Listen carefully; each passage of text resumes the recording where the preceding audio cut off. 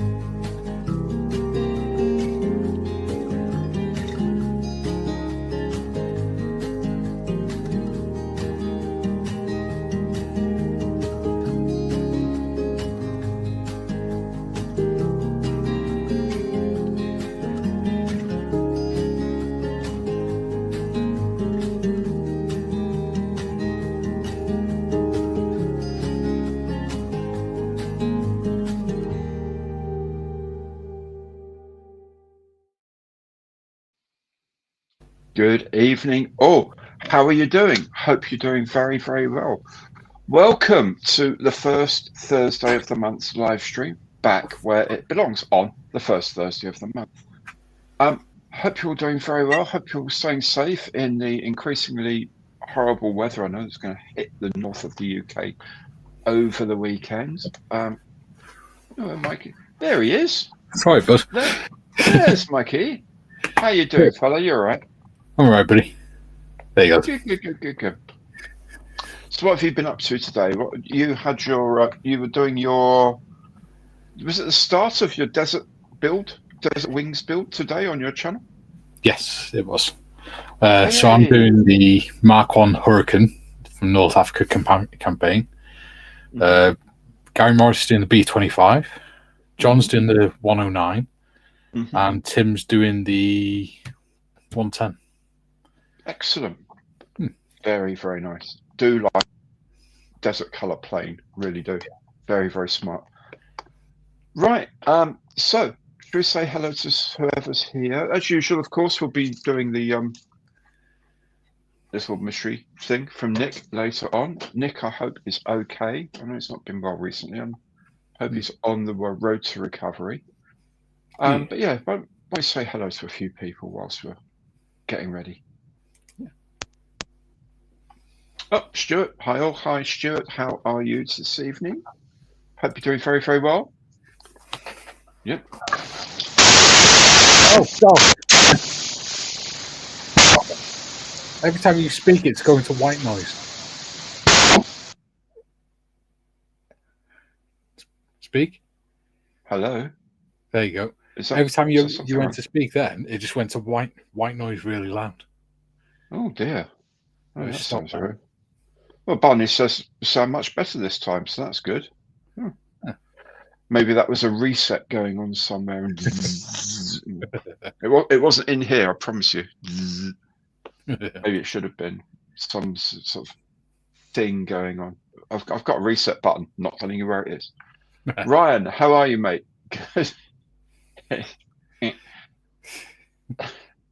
Just to kill him.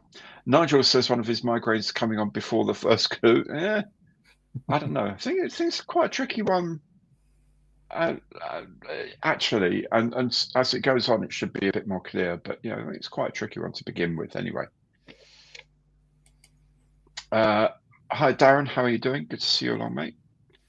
There you go. Hi, Nick. Hope you're feeling very, very well, my man. Good to see you here. Gert Jan Steenbeck. Hello from Holland. Hello to you too, Gert. I think that's how they say that. Gert. Tell me I'm wrong. Please tell me I'm wrong if I am. Don't mean no. You're correct. It's pronounced the same as the Welsh CH. Oh, there you go. My goodness. Oh, yeah. Excellent. Right. Hey, Jack. Evening, peeps. Evening to you too. Fred Bear is here. Hello, Fred. Good to see you, matey boy.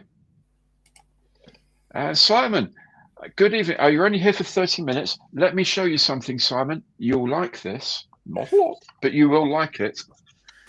Whilst you do that, I'm going to open my beer. There we go. 1/32 scale. Sea Venom in primer. Oh, yes. Oh, yes, indeed. And yes, that engine panel does come off, and there's an engine underneath it. So that's going to go. That's painting nicely. That's not far away from being finished. I also started on Monty's Caravan as well, but it's in lots of pieces at the moment.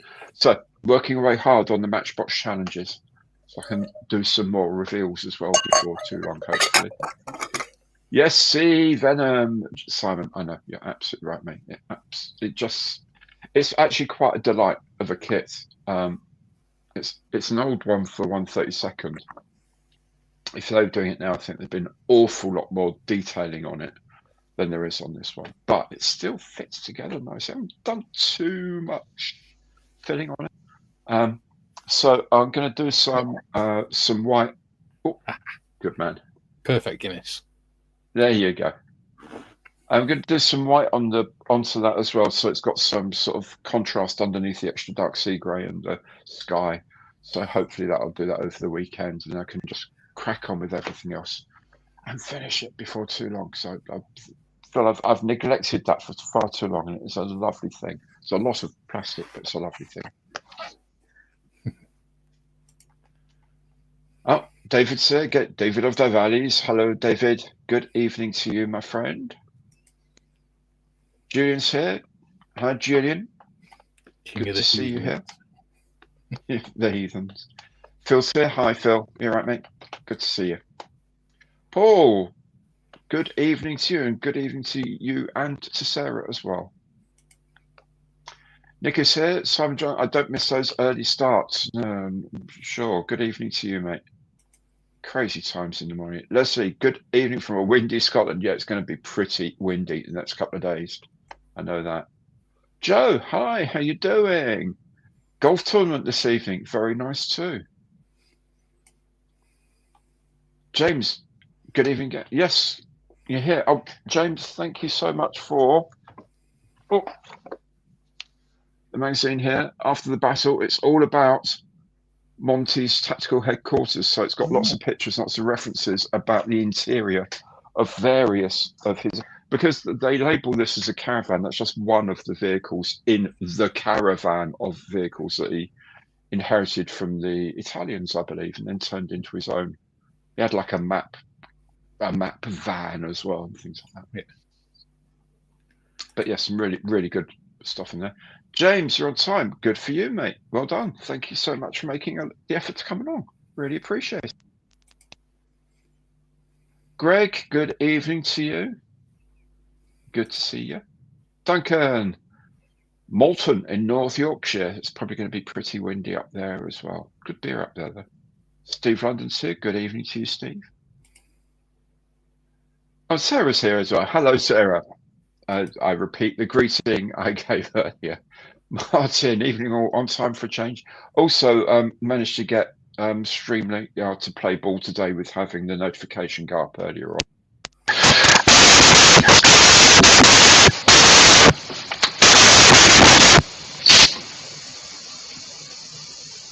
Doing it again. Sweet. Oh dear. There you go. It stopped again now. That's very strange. Is it doing it for anyone else?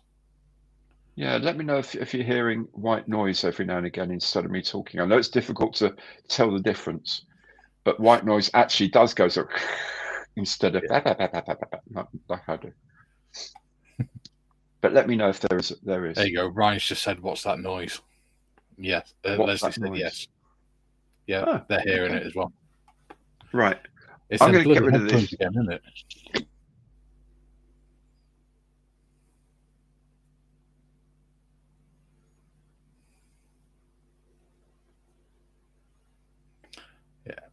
Yeah.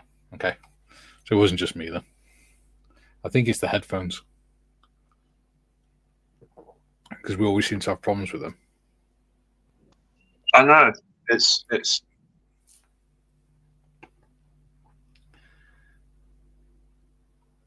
Now we've got no sound. Gary can't hear us either. You should be able to hear me. There we go. Now we can. Yeah, it had muted itself because this thing, as soon as you change microphones, it mutes itself.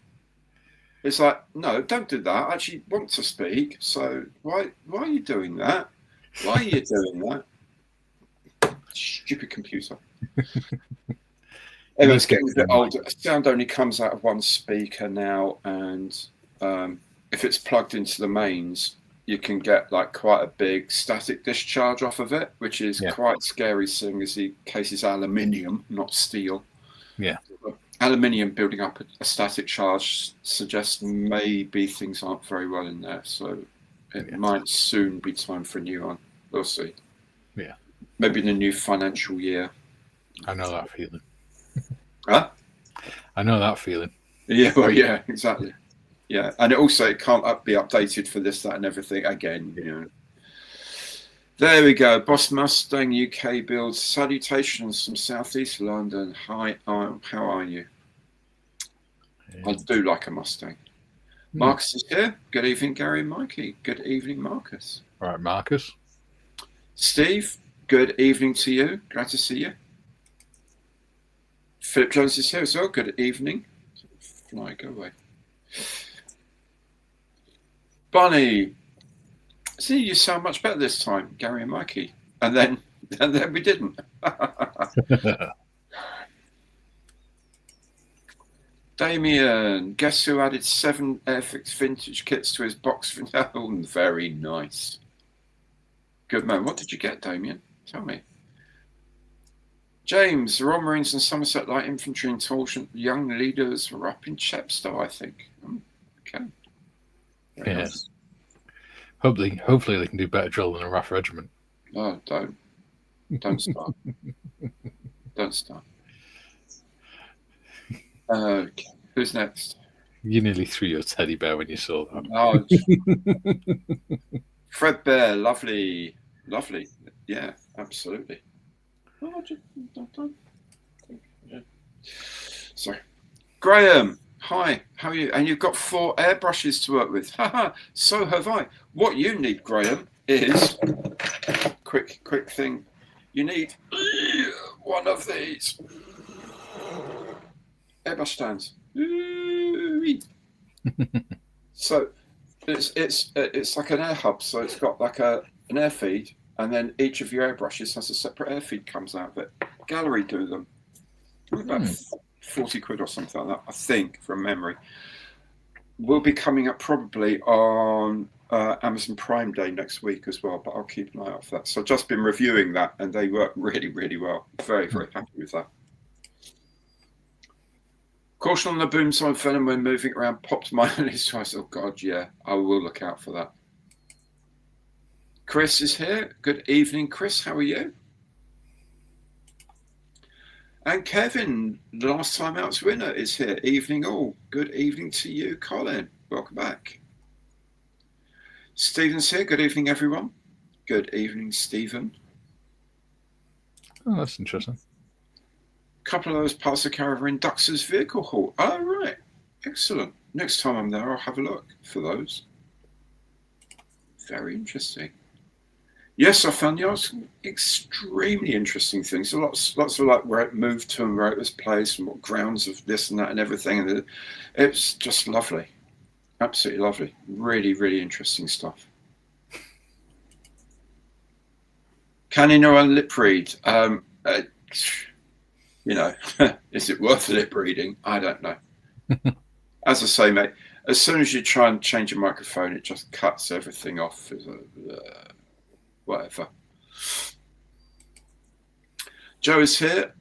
Thank you very much. Oh, you've got a Hudson in the stash. No, it's okay. It's nice. It's the transparent parts are a bit of a pain in the backside on their fit and stuff like that. But generally speaking, it's not a horrible little kit at all. It's quite nice. Wear a rubber suit. Yeah, don't really want to be sitting here in a rubber suit doing my live streams just because the laptop's a little bit dodgy. Nick could get a bit excited. Yeah, we're not going down that rabbit hole. ACF Nugget wishing all of us and everyone in chat a relaxing evening. It would be nice to have a relaxing evening indeed. We like a good relax. Yeah. Simon, good evening to you, Simon Richards. Glad you're here, my friend.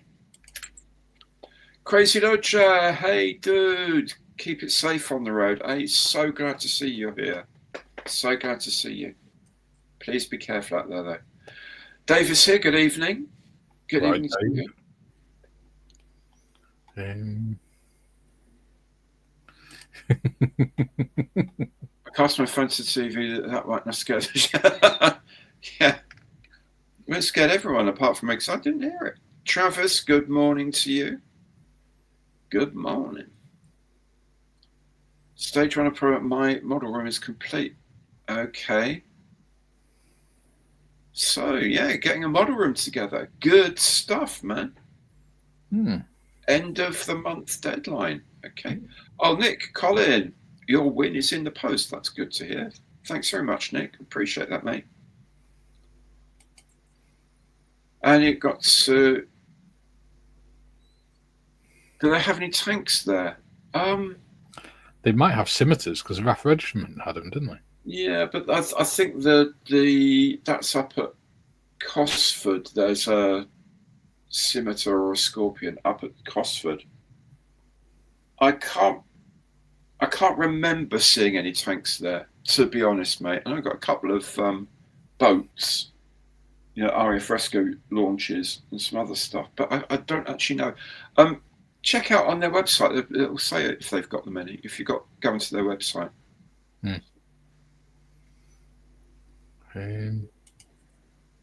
Hello, George. Good to see you, mate.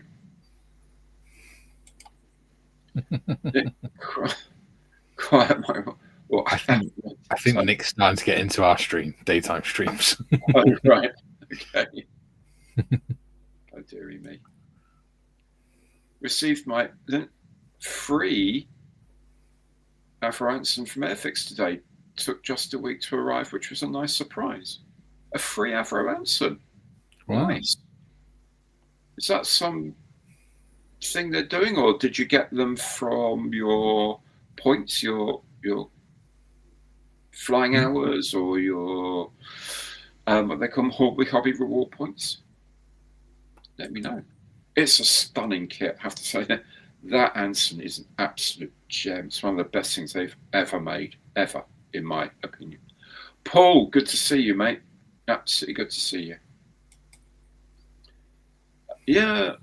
Oh, mate, yes. I did notice about that on Facebook. Sarah, so sorry to hear that, my dear, and you, Paul. I lost my dad last year. Maria lost her mum at the beginning of the year. All I can say is just always try and remember them with a smile, eh? Just always try and remember the fun times. Sit and chat and say, do you remember that time that, ... and something that will make you laugh and something that will make you happy memories. I'm not a religious person. I know a lot of people are, but to me, we live on in the memory people have of us. So if you carry that memory, they're still there. That's my opinion anyway. Other theologies are available. Time was fun. Catapult comes to mind, Nick. That was funny. No worries, Crazy. I worry about you, and I don't hear from you for a long time. I do worry, especially as you're on the road all the time. There's a lot of quite crazy British drivers over there, probably driving on the wrong side of the road and all this sort of thing, trying to find their way to Disney or whatever. So I do care. We all care about you. You know that. You'd have seen the notifications from everyone worrying about you.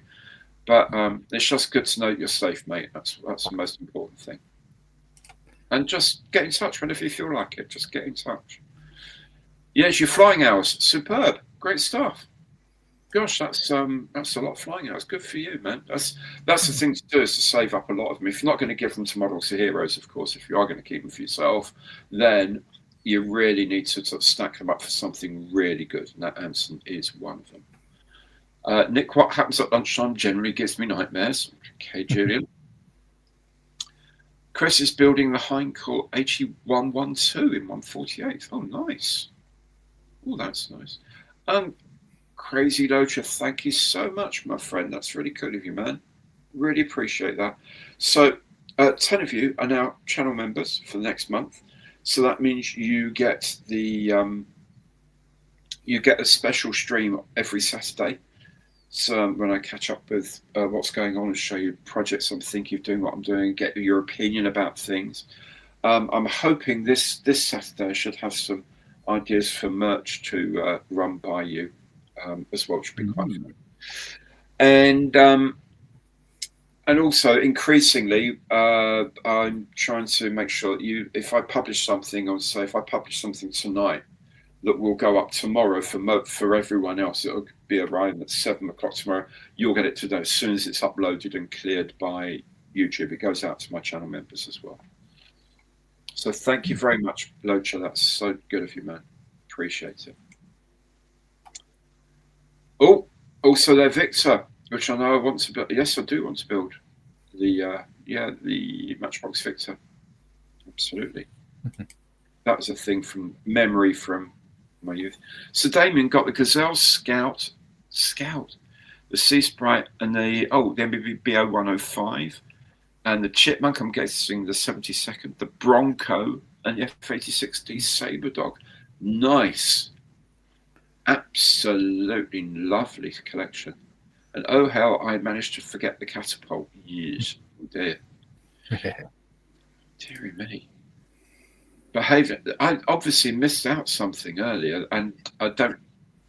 After the stream or before the stream tomorrow or something, you know. I'll explain it to you when you're older. Okay. I'll tell you after this. Thanks, Dad. Yeah. A nice email from Airfix. Yes, I got one of those as well. Yeah, you have to buy. I think you have to buy a kit I think they keep it going. If you buy a kit every 4 months, they'll keep you as a gold member of the Hobby Rewards scheme. So Hobby Rewards, if you're not aware of it, if you go onto the Airfix website, it applies across the whole of Hornby Hobbies as well. So it does apply to the trains and Scale Electric and or everything. But it does work on the Airfix thing. Basically, you get 1 reward point. Can't remember how it works now. 1 point per it works out. It works out to a 10% cashback essentially for the future. But if you're a gold member now, apparently you get 50% more rewards. So you get 15% cashback. Now you can use that, and you can use that with your 10% club membership. You're looking at now 25% discount on everything. Essentially, if you keep buying, because you're getting hobby reward points, which you can then later cash in. That's like you can sort of, it's like future dealing or something they call it. I can't remember what it is. But it's a result. See, I've been looking on the Airfix website a couple of times lately. And the only thing I really want now is a Battle of Britain era Spitfire in 148. Because I've got not Spitfire, the Hurricane, sorry. Right. I've got the Spitfire, I've got the Messerschmitt, and I want to do a Hurricane, and I want to do all three in the right colours for Battle of Britain. The Mark 1 Hurricane Prism, yeah. Nice. Yeah. Very good. We'll just concentrate on that then, dude, will you, mate? Please. Don't want to hear anything horrible coming down from Florida, mate. No. You take care. Yeah, I want to do all three with the wings up as well on the stands. Okay, good idea. Very nice. That way, then I've got the planes that are on the wheels, and then the stand will hold the other ones above them, so saving space. Yeah, excellent idea. A new e-bikes expecting 9 months of rain now. Yeah, that's the way it goes. All in mint condition, excellent. €85. That's not but it doesn't work out that much per kit. And if they're in mint condition, excellent. Shiny side up, yeah, absolutely. Keep it that way, dude. Have the F86D on my bench at the moment. Excellent. Very, very nice. All right. Has only got the incorrect Supercat Jagger. I saw a couple of people had received messages from Airfix saying, we have noticed that we actually put the wrong part in the box. And so we're refunding your money, but you can keep all of your points that you earn doing it. They basically put, I think it was a 78 or 79 Jaguar A that was made in conjunction with Hele body into their own Jaguar box. How they did that? I presume they've got the Hele mold still in their mold store, and someone says, "Oh, that's a Jaguar.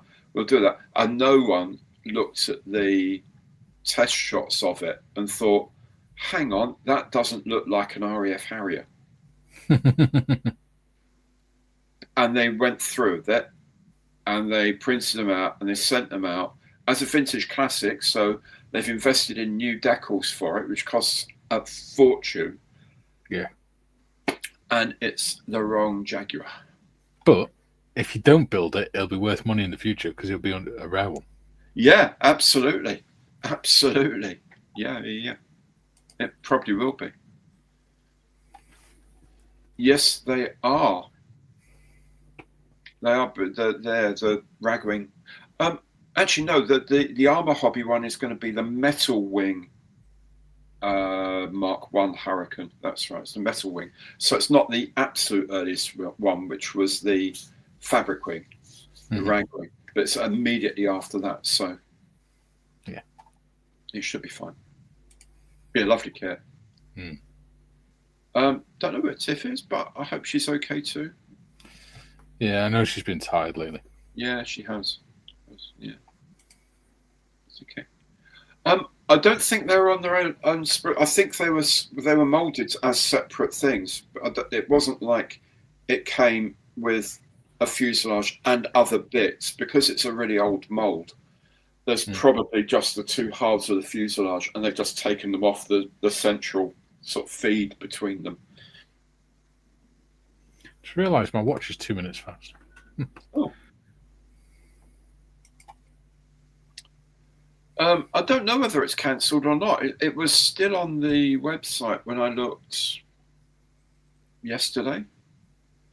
So I don't know whether they've managed to get. I can't imagine that they're going to get them remolded send the tools over to India, get them remolded, get them shipped back, and change all the boxes quickly enough to replace the stock on the shelves. So I don't know. I actually don't know. I'm going to ask Dale about that. I'll ask him. It's got GR1 parts on the sprues. Okay. Coterie are doing the Ragwing Hurricane. They're doing it, but it's in 1/32, of course. But yes, they are doing it towards the end of the year. I'm interviewing the boss of Coterie on Sunday about the Halifax project and about Coterie in general.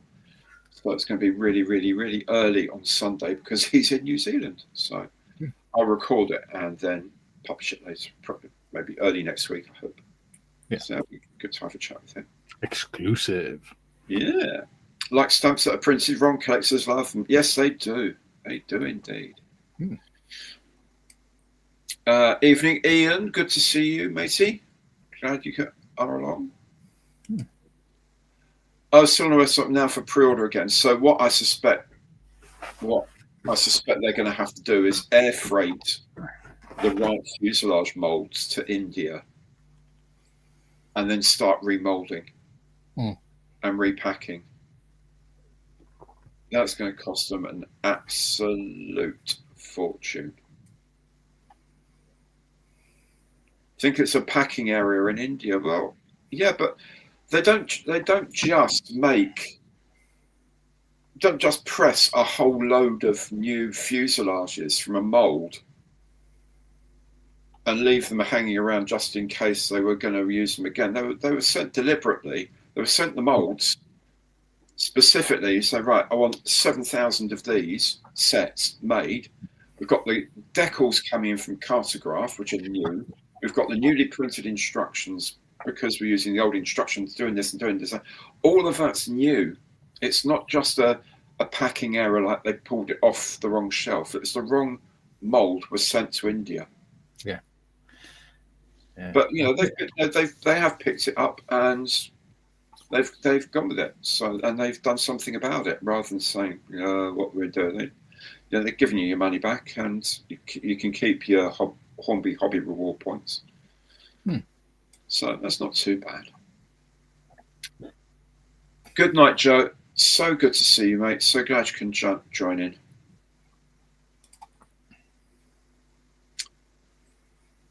Yeah, it is.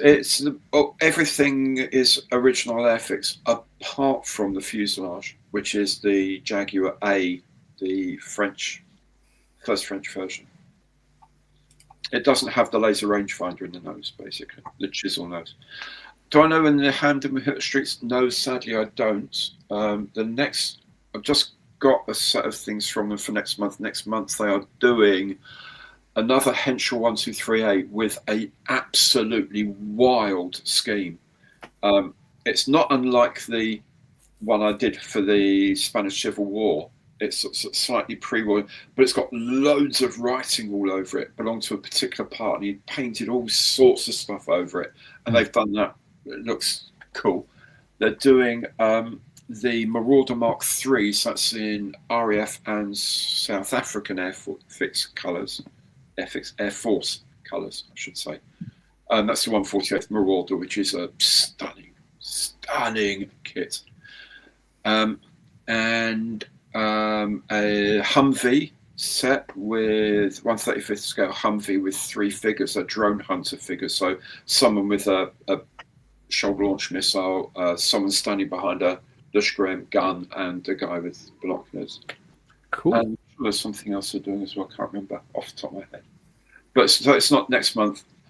I'm kind of still hoping it's going to be in November's releases because they want to hit it out for Scale Model World. And if they can, I've asked, and they can't confirm that they'll be at Salford again this year because the travel is a nightmare.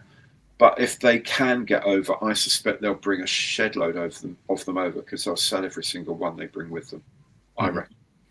So that's my hope. It's going to be next month, but I haven't been told for sure. Hi, Michael. Excellent. Well, glad you're here, mate. Doesn't matter if you're late. As long as you're here, that's all that matters. And well, yeah, they would. And this is the thing. You would have to do test shots to check the molds. So I don't know. I don't know what's happened. I really don't. It's a bit crazy to me that this sort of thing's happening. On top of their well-documented issues with quality control and things like that. Yes. Stuart's asking what I'm drinking. I'm drinking Guinness. I'm drinking Hobgoblin Ruby Ale. Nice. Nigel says clue time. Problem is you haven't put the clues in the background. Oh, what haven't? You haven't put the clue cards in. I did earlier. I'll do that now. They were there earlier on. I haven't done it. Nick says part 78 is the GR1 nose and 15 and 18 are the tail, I think. There we go. There's a box clue. Right. Now, are these going to come up automatically? Right. Hang on. Before you start putting anything else up, I'll check. Okay. Because you can set it so that it doesn't put everything straight onto screen. Right. That's a good idea. You had it switched on, so it would have done. Right. All I'm doing is just putting them up on. I don't know what's going on. There you go. You should be able to do it now. Okay. Let's try this one. Yeah, there you go. Yeah, there we go. So the first clue is, despite my name, I am French. Here it is. There you go. For the size of it.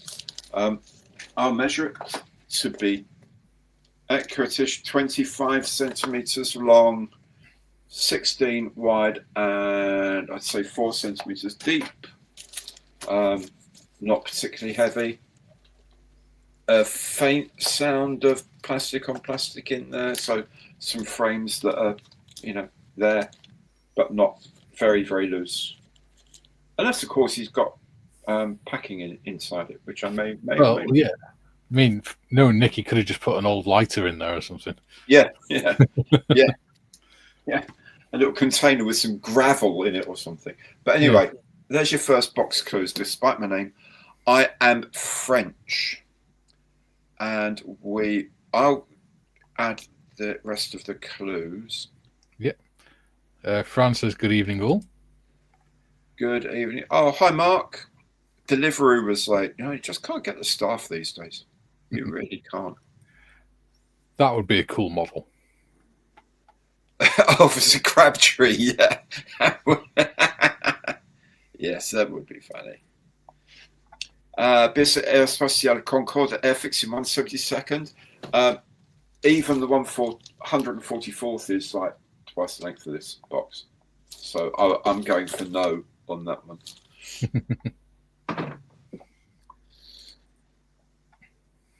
Anything called Victory, the French don't know much about that. Oh, quite so. That's it for the guesses so far. Okay, come on, people, we're going to do better than this. Despite my name, I am French. With efforts cleaning up the tools, a lot of these kits goes better now than when I made them in the 80s and 90s. Yeah, I mean, I think if you can get a first release shot of a kit, it goes together beautifully. And then they do get a bit tired and and eventually Airfix do clean them up a bit. I don't do too much work to them, but they do clean them up a little bit when they're retooled. An AMD 450 Uragon in India, Tufani from Azure. That would be nice. I'm guessing 1/48 from Trumpeter. Yeah, 1/4 would be huge. Quarter scale in that. Literally. 1 to 4. Yeah. 48th, I'm guessing. 1/24 scale Delahaye in one from Hele. Delahaye 135 from Hele. That's it so far.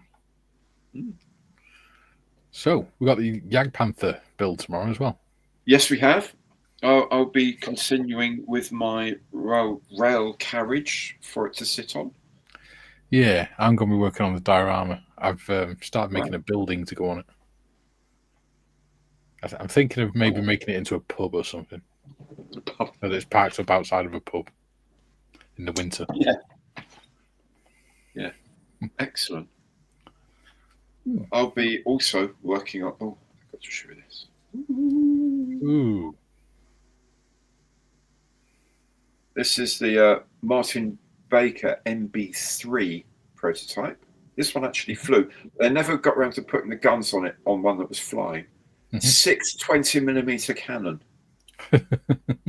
That's going to ruin your day. They'd probably slow the pilot right down and all. Yes. Yeah. It would knock 100 knots off your flying speed. You give it a burst of that. But 6 cannon, that's going to be absolutely brilliant. It's a lovely kit. It's a resin kit. I'm happy I've managed to get it all together. It's made by Aerocraft. It's really lovely. Fujimi 1/72 scale Dornier Alpha Jet. Yeah, of course, yeah, because Dornier made the Alpha Jet and it's served in France as well. Wasn't that why the later Spitfires had mixed caliber weapons? Because if they put all 20mm cannons on it, it would have slowed it down too much or something. Possibly. I mean, there was a big thing about weight of shots, and there was this argument that the rate of fire of a 20mm cannon was considerably less than the 303s, but the 303s had a shorter range. Yeah. And each individual round carried less energy. Yeah. So it's a trade-off between the two. I mean, 420mm cannon became pretty much standard after the war. Yeah. You know, the Typhoons had them, Tempests, Sea Fury. You know, loads of them had them after that. The old boxing of the BAC Jaguar with the correct schnoz. Yeah, that would be good, wouldn't it? Bolton Paul P111A Yellow Peril from Czech Master Resin. Oh, that would be nice. That's a lovely aeroplane. Doesn't the A-10 slow down when firing the cannons? Yes, they tend to. They do tend to lose a lot of airspeed. That's why they don't tend to have long firing on them. You know, it's a 7-barrel 30mm cannon. That does slow you down a bit.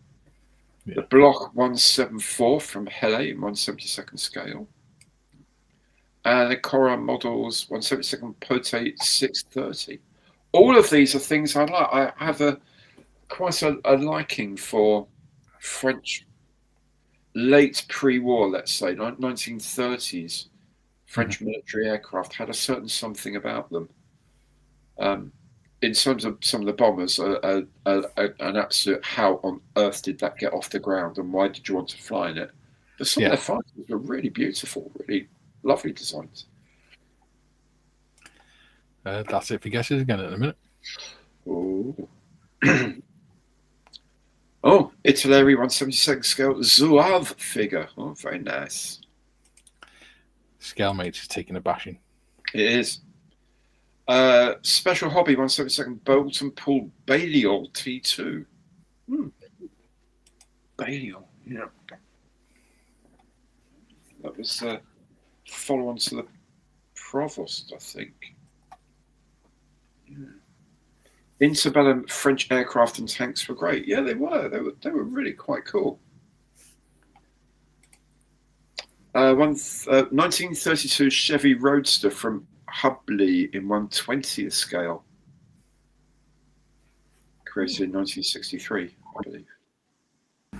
Sorry, I had to burp. I muted the microphone. We're all glad that you did, mate. We appreciate you for that.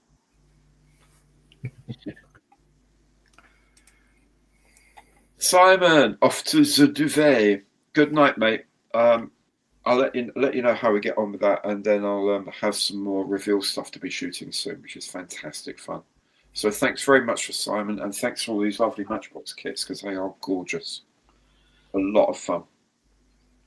I've just had a message off Kaylee saying that she would try and guess, laugh out loud, watching upstairs. Not that she knows because I haven't spoken to her about it.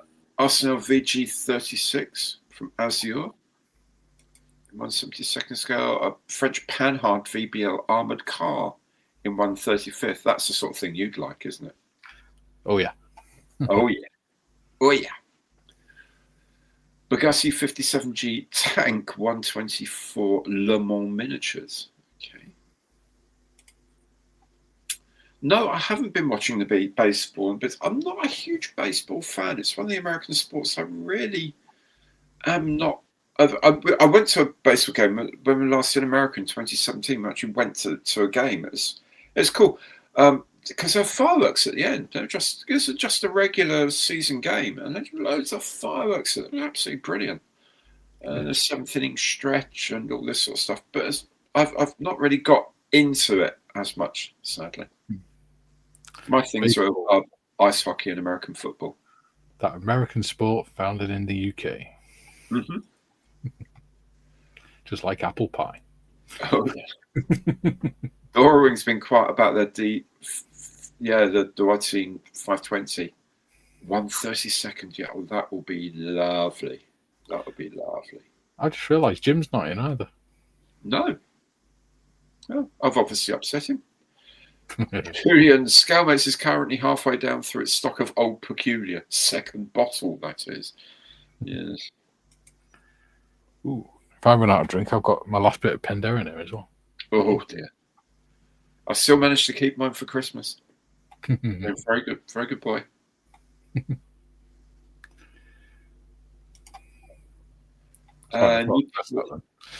Yeah.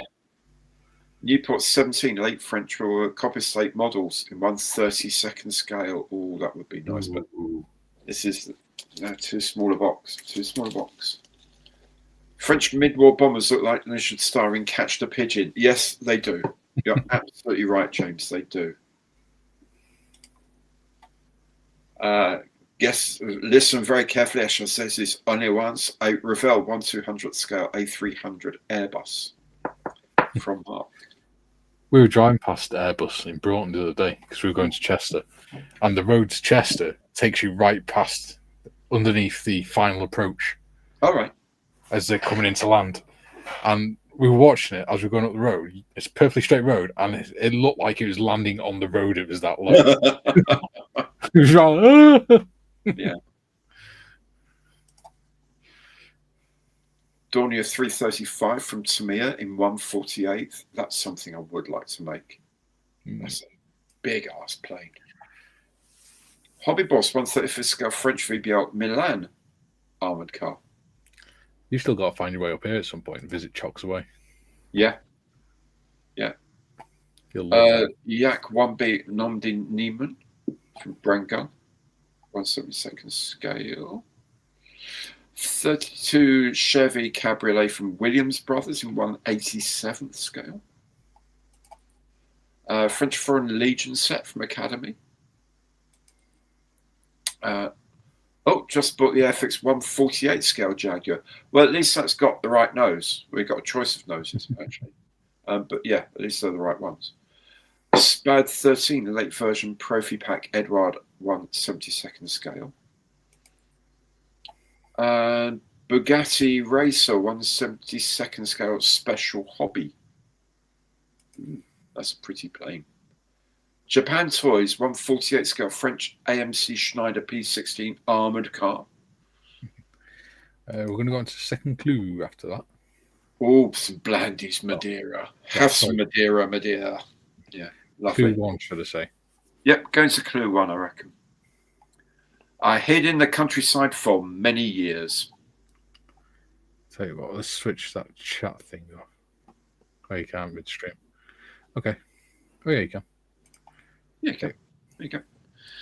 Got some Blandy's Madeira, lovely. Blindado Chevrolet 1937 Contoretta de T26 by Jordi Rubio in 1/35th scale. Imperial French Grenadier 1/16th from Mini Art, the Napoleonic War version. You like stuff like that, don't you? I do. Oh, that Chevy was a World War I tank. Okay. Blindado, I suppose, is some sort of tank, small tank. I don't know. That could be it. I used to think the Air Spectacular shows at Baldonnel in Dublin were awesome, and they were, but then I attended Riyadh in 2007. But yeah, that's a big air show. I think I went there in 2005. I haven't been there for 35, 40 years, I don't think. 2003 it must have been. Mm-hmm. Yeah, because I was still in the Air Cadets. Uh-huh. We went as a squadron. Mm-hmm. Excellent. My 148th is still in the spray booth. Yeah, it's a lovely kit. Lovely. Oh, Nick says slightly warm. It is getting slightly warm. You're right. Mildly moist. So I've seen the 520C1 from Azure in 1/32nd scale. Nice. Bugatti 100 racing plane, 1/72nd scale. And Nigel can't even think of anything to type into Google. Oh dear. Oh dearie me. I'm keeping stum. Yeah. You know the way my mind works. Julian says a 1-to-1 scale Nick complete with wellies and tutu. He's been hiding his French roots. We can't hide those roots. Even hairdressers can't hide those roots. Yeah, Grecian 2000. Why do you think he wears the wig? It's not just to go with the stockings and high heels. Sorry, stockings and fireman's wellies. Fireman's wellies, yeah.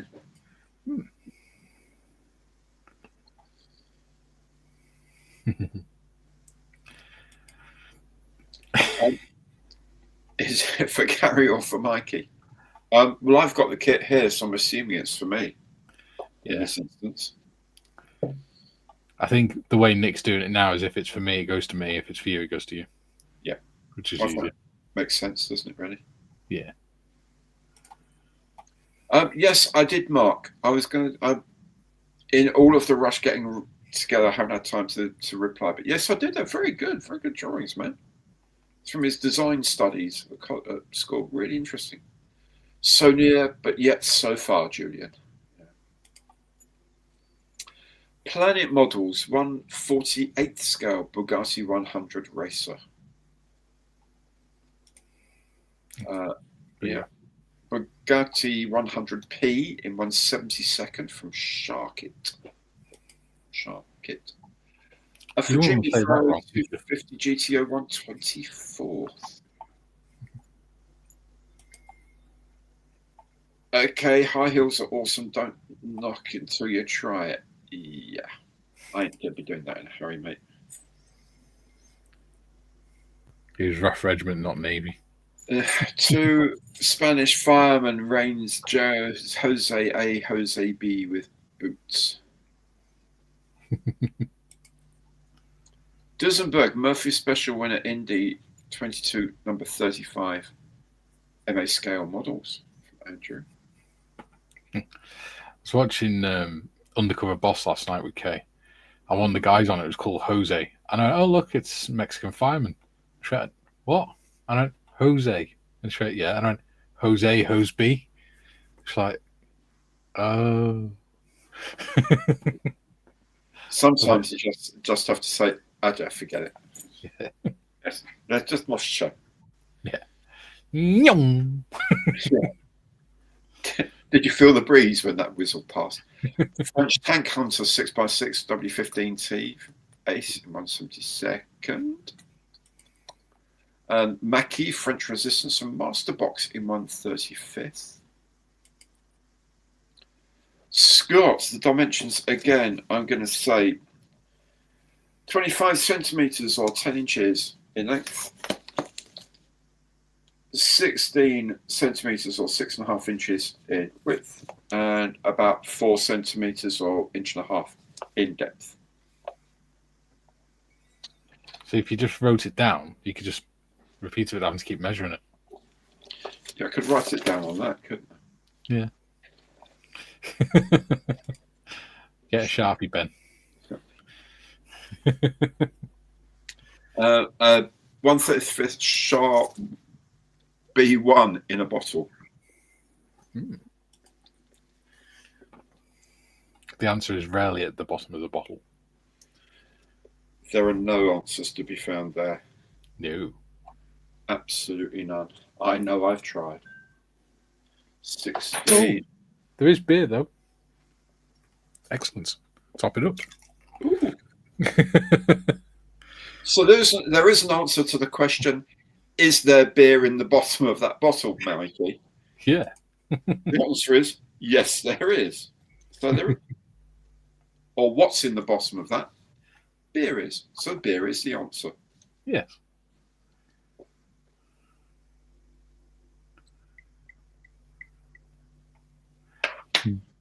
No, yes, not good for running for an E3 bus. Absolutely not.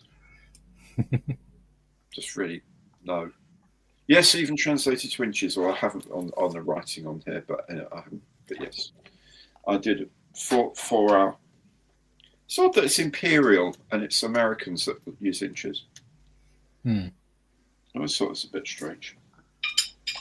Yeah. Everyone else has moved on. Yeah.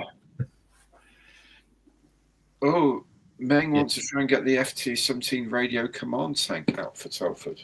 That wouldn't surprise me, because that'd be quite a big seller for, especially with the World War I SIG and things like that. Nice. Shah B1B from Trumpeter, 1/72nd scale. That reminds me, I remember the World War I SIG.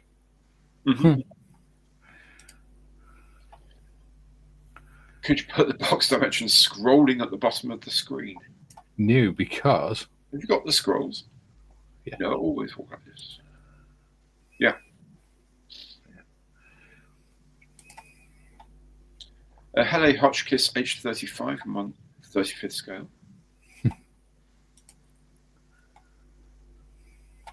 It may not be the answer, but sure does hit the spot. Yeah, hell yeah, it does. It does. From time to time, it does. You're right. Smooth.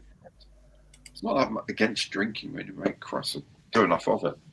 Although not at the moment. We're being very, very sensible at the moment. Mary Queen of Scots figure from the Royal Armouries from James. Tamiya 1/35th Sharp B1. Yes, us Americans are a bit strange. Scott, we're all a bit strange, dude. That's just the way things are at the moment. We're all a bit strange. Originally thought it might have been a French ship captured at Trafalgar and used by the Royal Navy. Clue number 1 blows that out of the water. Yes, it does, John. Somewhat. Amusing hobby 1/35th France heavy tank ARL 44.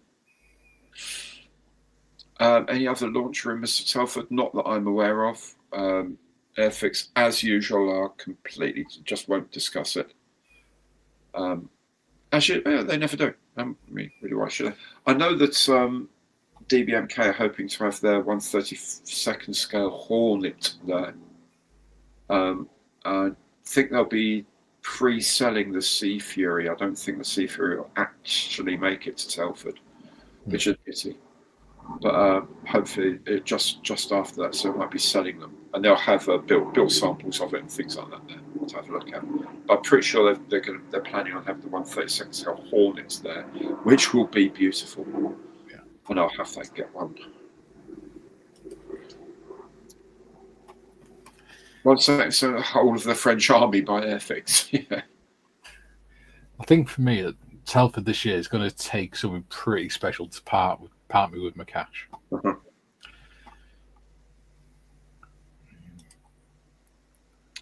Bugatti Type 57 Ventoux Tin Wizard. 1-to-1 landmine, I think. Ravel 124 scale Ferrari 250 GTO. Special Hobby 148th Bugatti 100 Racer from Jack. Rodin 148 scale Sopwith 1.5 strutter. Like that. Acer bonus 170% Curtis Hawk H75. Very nice. And 135th Meng French FT17 light tank.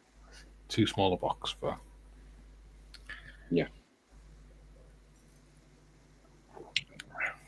But it is a very nice model to build. Oh, yeah, hang on. I wanted to show you this, Mikey. This arrived. Oh, this arrived from Ukraine yesterday, the day before. Oh, Miracle on the Marne. Oh, yeah, cool. I remember saying you were getting that one. So, yeah, so it's a set of German infantry, 5 German infantry figures, a 2-man machine gun team, 5 British infantry, 2-man Vickers team, and 5 French infantry figures. Wow. All in one box. You'll have fun with that. Yeah. You could do them on get the little disc bases and do little vignettes with them. Oh, right, yeah. Oh, see, I don't know what I don't know what I'll do with those. But yeah, that's nice. Nice review of that and see how that goes. Airfix Robin Hood Sherwood Castle and figurine set in 176 scale.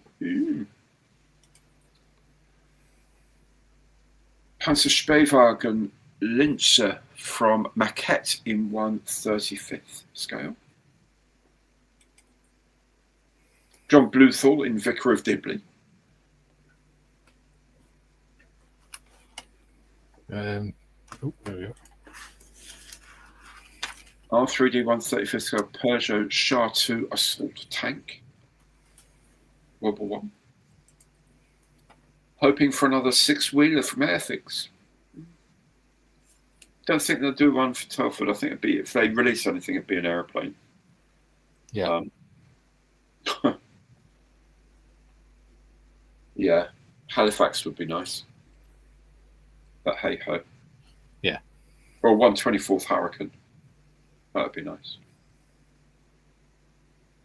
New tool. Yeah. But, who knows? It's just. I give up asking. Well, I don't give up telling Dale that he should be doing a Halifax, but I know he'll never, ever, ever tell me anything that's coming. I wonder, with them doing the 172 Bedford, if they're going to do a 135 version of it. Yeah, maybe. Maybe so. Because I've had a look at it. It's not a bad little kit. Uh-huh. Because I've got it up on my shelf. Yeah. Hobby Boss 1/35th scale Panhard EBR10. Ooh. MX-13 DC8 Défense contre Avion from Ace in 1/72nd. Anti-aircraft vehicle.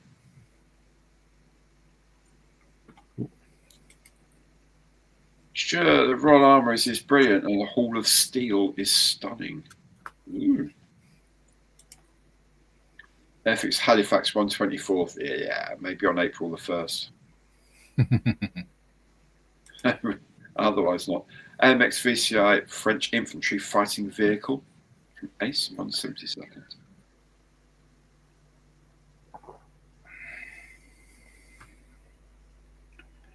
That's it for guesses so far. Oh. So should we go to clue 2? I think we should. Julian just says, clue 2 time, Mikey. Clue 2 is I have 2 seats. So, despite my name, I am French. I hang around in the country, hid in the countryside for some years, and I have 2 seats. Nice. Yeah. Kids loved it. Granddaughter is the one Nick sent a kit for. Oh, that's nice. Yeah, very demanding, isn't he? I know. See that peg, Julian? Next one down, mate. Oh, you're joking. These really aren't helping today. No, they're not terribly much, are they? Well, I don't know. Maybe, yeah. Hidden away for many years, despite the name not French, and 2-seater. Oh, need to change the back. Tac-on 130 Fisco MX-13 Chaffee turret. Ooh. Chaffee. Lol, boss, do they ever? Yeah. 2 seats. 2 seats. Plenty. Panther tank in French markings, 1/72nd scale. Ooh.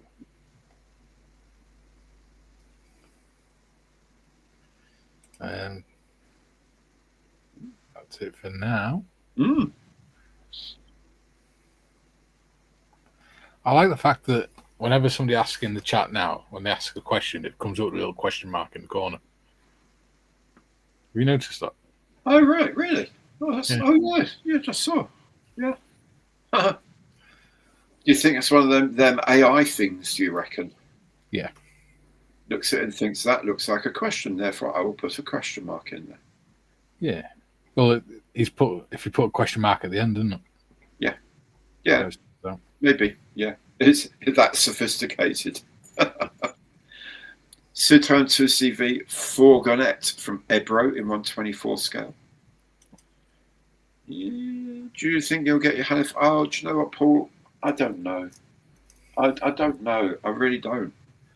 I keep thinking to myself all the reasons why they should be doing it, and like the scheduling of things and the release dates of other bomber projects that they've done, and this and that and this and that. And I just think, you know what? If they're not going to do it, they're not going to do it. If they do, they do. I just keep plugging away at them. They should do it, but I think the year that they do it, if they do it, then that'll be the year Dale doesn't invite you on the Friday. Or because he'll want to see your face when everyone else is there. Or he will do it when I'm away somewhere. He'll wait. No. Oh, no, he wouldn't. No, he wouldn't. Oh, dear. Noman Rams 750XA and sidecar from Bernaday. Yeah, that'd be nice. He's a good lad, Dale. We do have a laugh, and I feel his pain sometimes at what goes on that he can't really do stuff about terribly much. But anyway, the catapult is when you can't reach the peg, Mikey. There you go. Amiga 172nd Fairy Fox Mark 6R/C, Belgium. Tandem bike in Tour de France. Oh, there you go. Tamiya 135th AMD 35 armored car. Renaissance 124th Ferrari GT 250 GT, sorry, California. Edward 148th Spad 13. Nice. 148th Avro Lincoln. Yeah. That'd be a bit of a big box. It would be a beast, wouldn't it? Hmm. That would be a beast. Matchbox Bugatti T59, 1/32. I can tell you it won't be a Matchbox kit.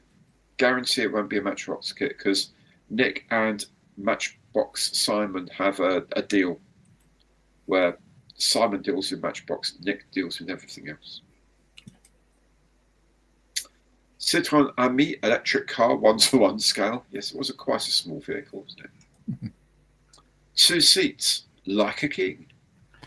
I saw one of those. It looked like a Citroen van on the back of a trailer coming down the dual carriageway the other night. You know, one of the ones that's got like the corrugated iron sides on everything. Yeah. It looked really. It was rusted to hell, but it looked really cool. I think they're brilliant. Yeah, I love them. Absolutely love them. To me, 1/35 French light tank, the R35. Chris. To me, 1/35 World War II French armoured carrier vehicles with figures. Rosenberg ICM for IM kits of something.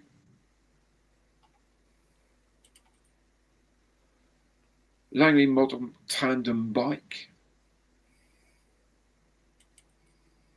Oh no, beaten again. We do have a winner. Nick, you have to tell me who the winner is, my friend. Do you think we should keep him in suspenders since we're only 9:05? Just on 9:05. Open it at half. Or we can have a look at a kit, I suppose, as well. Yeah, we can do that again because that was quite good. Yeah, I've got something we can have a look at. Yeah, cool. Do that then. Yeah, a surprise unboxing. I think I know who it was. Okay. In fact, I'm pretty sure I know who it was.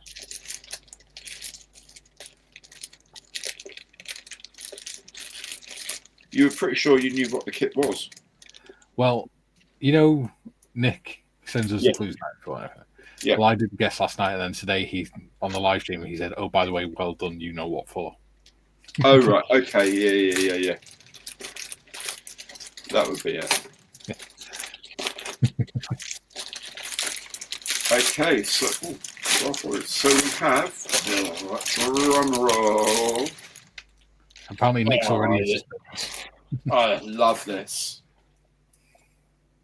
The Bugatti 100 Racer. 1/72 scale, special hobby. What a bonkers aeroplane. I love weird stuff, as you know. And there it is. Nice. What a crazy aeroplane this is. It has got 2 seats. And the nested prop shafts, because it's got counter-rotating propellers, right? It's got 2 propeller shafts, one inside the other, and they go through the cabin where the 2 seats are. Because the engine's at the back. I'll move this carefully. I'll put this aside, and I'll put it over onto the proper. Julian says, note to self, ChatGPT, not much help. It replied, buggered if I know, this is one of Nick's mystery box clues, isn't it? Yeah, that's about right. Let me change my camera to that one. Ding! There we go, and turn the light on. Ding! There we go. So there it is. Oh, it's a beautiful design. They're sort of very sleek, and the wings go all the way to the back, and you've got like this Y-shaped tail here, and the radiators in the tail, radiator inlet is in the tail. It's very strange. You can see here, actually there's only like one cabin here. There, maybe they had a 2-seat version, but yeah, it came through, and there's a gearbox system for the 2 props. Strange. Oh, it's tiny. Teeny tiny little aeroplane. That is so cute. Oh, and that's resin. There's resin in this tiny little aeroplane. And there's a mask set for it. Ooh. That's nice. Oh, this is going to be so much fun to build. Wow. Well done, Nick. That's an absolute gem, mate. That's a really beautiful little thing.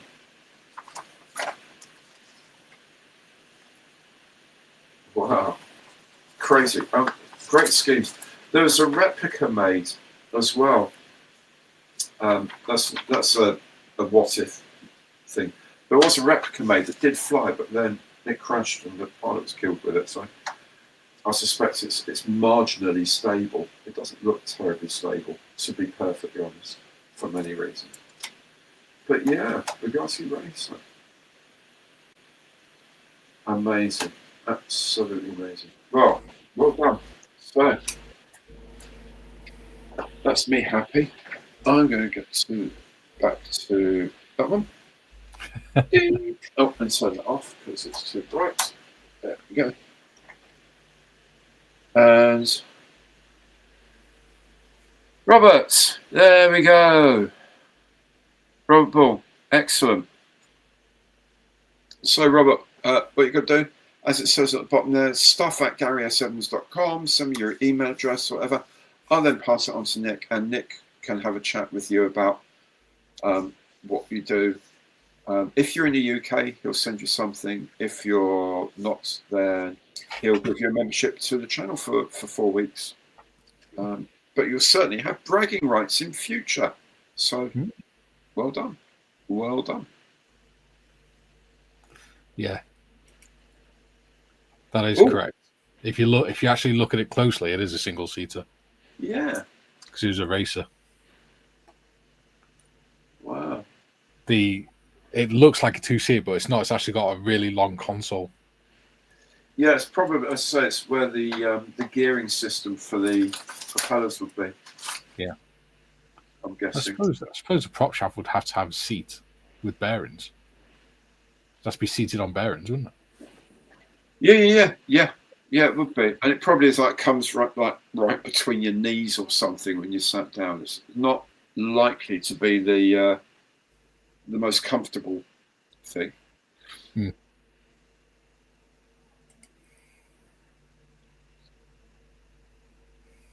Oh, there you go. Run their company collecting Bugatti cars. How about that?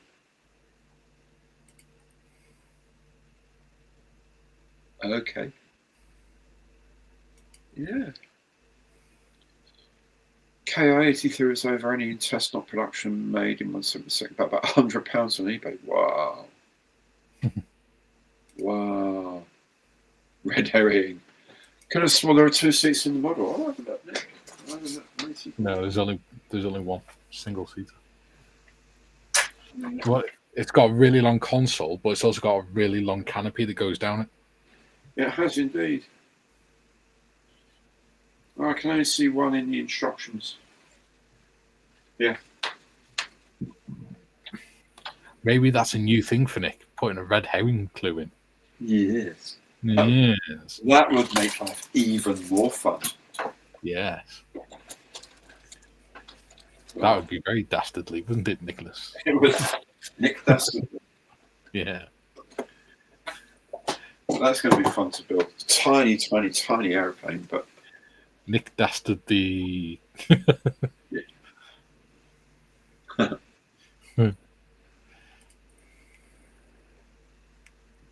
Looks like a miniature Heinkel 119. It kind of looks unlike anything else, which is very typically Bugatti, really, isn't it?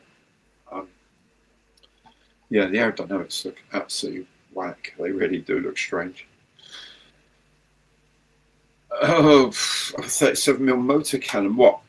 That would have to have about a sort of 15-foot barrel, because the motor's right at the back. If you're going to put it in the V, between the V, and then through the prop shaft, that's going to be a massively long barrel. Just massive. Oop. Don't give him ideas. Yeah, don't give him ideas. I don't know. Maybe they did. I've no idea. Why did it hide? I don't know. It's probably just left in a field or something. Yeah, they're probably like, are we going to get rid of this? No, but we keep it just in case. And it's in America. Yeah, it's in America. The non-flying one is in America. Yeah. Something 1940. Sonic getting even more grimly fiendish. Grimly. Ooh. Don't give ideas, Muttley. I mean, Mikey. Yeah. And it hid because it was French. Okay. Right. Another racial stereotype. Well done. It's not racial, though, is it? Oh, it's not racial. French aren't a race. They're a nationality. Yeah. They're xenophobic. True. Xenophobia. How about that? 37mm cannon. I mean, really?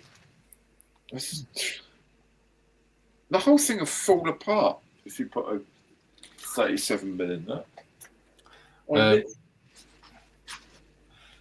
Jack Daniels, remember you can't say the N-word on YouTube, mate, unless it's a very specific context that you can prove to YouTube. Yeah. They don't like it.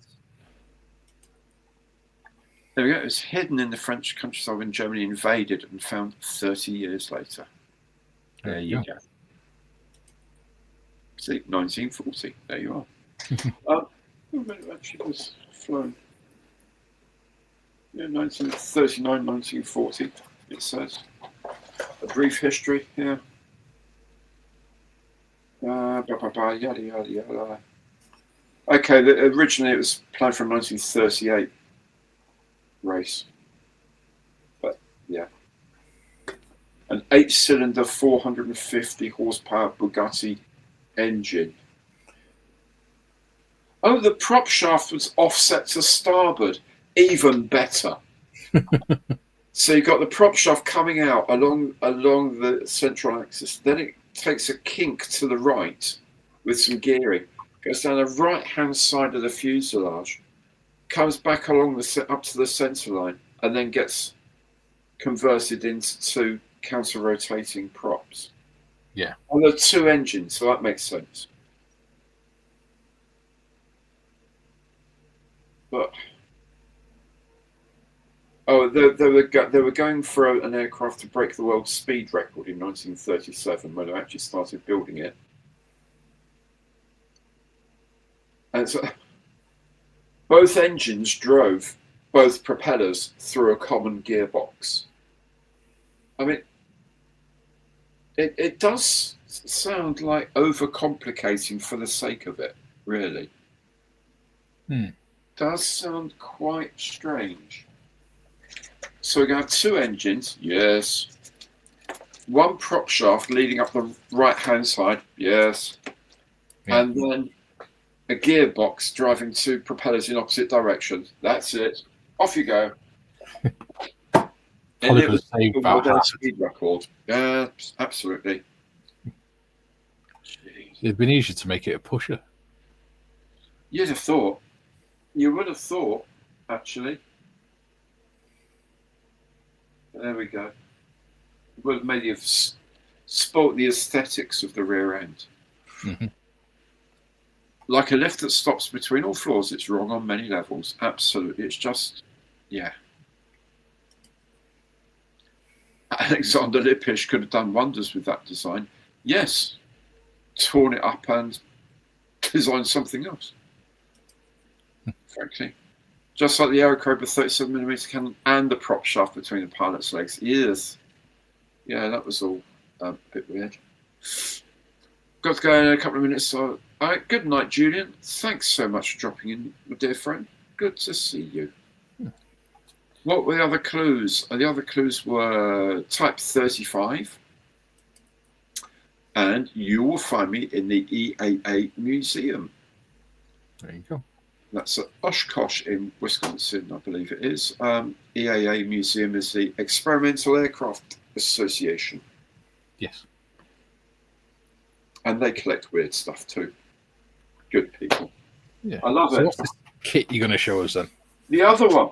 Well, I thought I'd have a look at this because I hope to make this soon. I really would like to make this for many reasons. Not only that I've made several of them in 1/72nd, and this is 1/48th, but also because 800 Squadron flew in my late father's former squadron. Not when he was in the squadron, I hasten to add, about 15, 20 years before he was in there.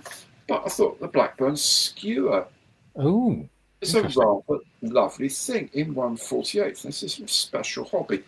I'm going to go on to the other camera so I can show you. Yeah. It kind of looks like a torpedo.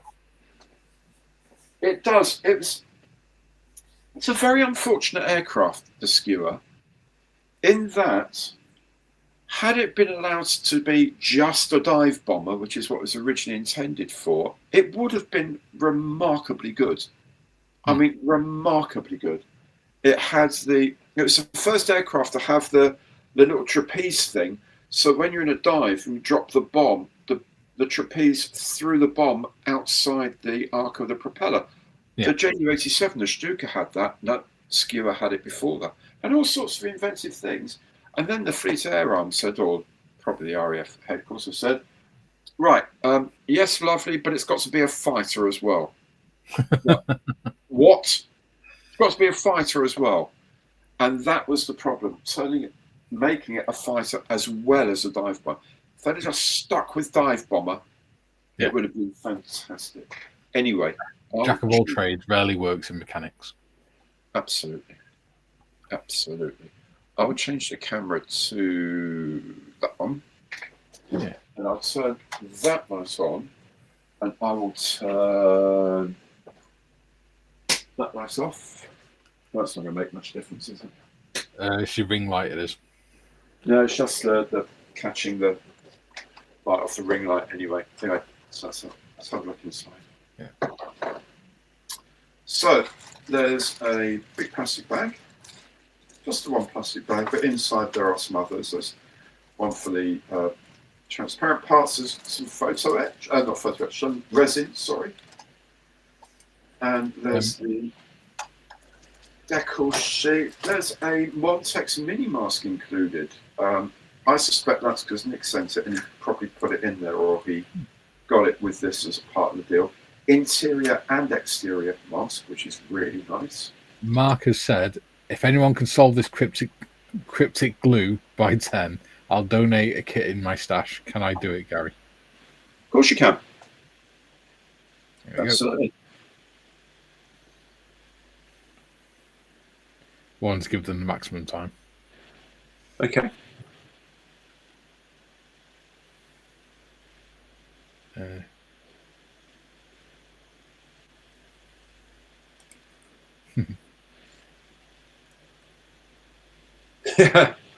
Yeah. They actually, oddly, 800 Squadron gave up skewers and went on to fulmars.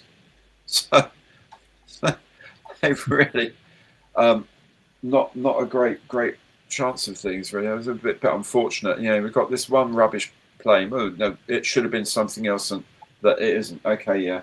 And now we're going to give you a fighter, proper fighter, 8 guns, Merlin engines, excellent. But you have to have 2 crew because you're Fleet Air Arm and you have to have an observer.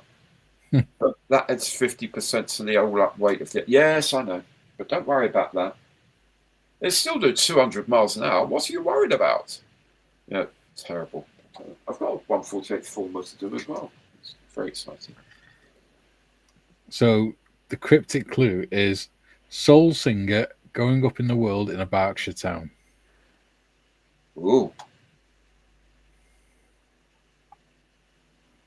Soul singer going up in the world in a Berkshire town. Okay. We'll have to think of that.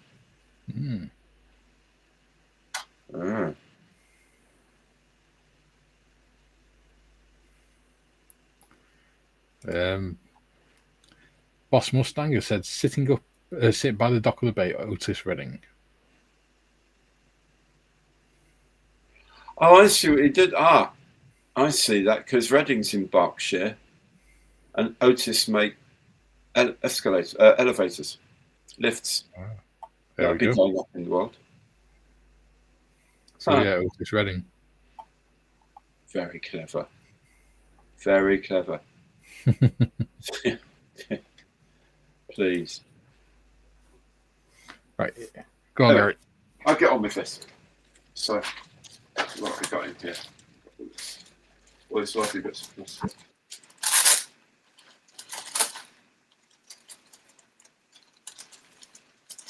So they made 2 boxings of this at the same. They were on sale at the same time. This one they called the Silver Wings one because it was just pre-war and they were natural metal finished. So, and then they had the camouflage ones in wartime, which is the ones that were used for the raid on the Königsberg, as someone's already mentioned, which was the first large military ship. They call it a capital ship, but it was like the largest cruiser sunk by air action in the world ever. Aircraft of 801 and 800, 801, maybe 802 or 803 squadron. The chap leading the 800 squadron at the time was Birdie Partridge, who was a Royal Marines pilot, actually, strangely. Anyway, so yeah, there's looking a little tired, I have to say, this mould. Quite a lot of flash around some of these feeds here, but it's not too bad. Yeah, it's all right. So fuselage, that's the where the bomb sits. It should be squared off at that end, I believe. Yeah, somebody's just said that. Yeah, don't know why they're doing that. Bits and pieces here. There's triangular thing is like the support for the engine shrouds around the engines. Propeller. Yes, tow planes here. This bit's like the fillet for the wing. It was a strange wing fold on these. You can see the brake line for the wing fold is here. The wheels actually were mounted just on inside this, so this whole sort of wheel well folded with it, and it's a really weird wing fold system. And you can actually get, I think, Wolfpack do a 1/48 resin kit, so you can actually do the wing fold. It works for this and for the Rock, the Blackburn Rock, which, as dodgy a plane as the Skewer was, it was still quite airworthy and could be flown by decent pilots. Blackburn Rock was one of these, but with a gun turret on the back, like a Bolt and Paul Defiant, which didn't help it in the slightest. And then some genius decided maybe we could make a float plane version of it. So they've got a fairly serviceable plane, put a gun turret on it to make it go slower, and then floats to make it go even slower. And I think the difference between stall speed and its maximum possible speed was probably about 20 knots or something. It was a horrendous thing. Anyway, what is nice is the tips of the wings are canted up slightly, and that's reproduced quite well.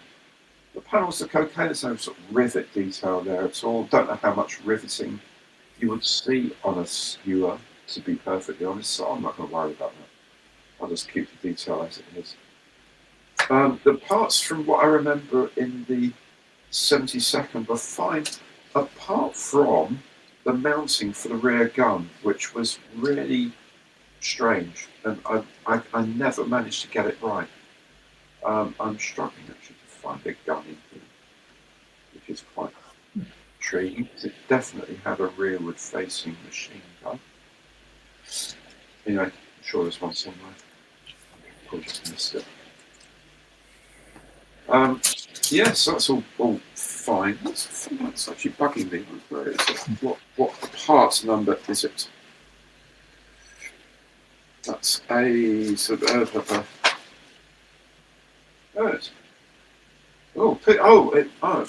they've done it as resin. That would be interesting.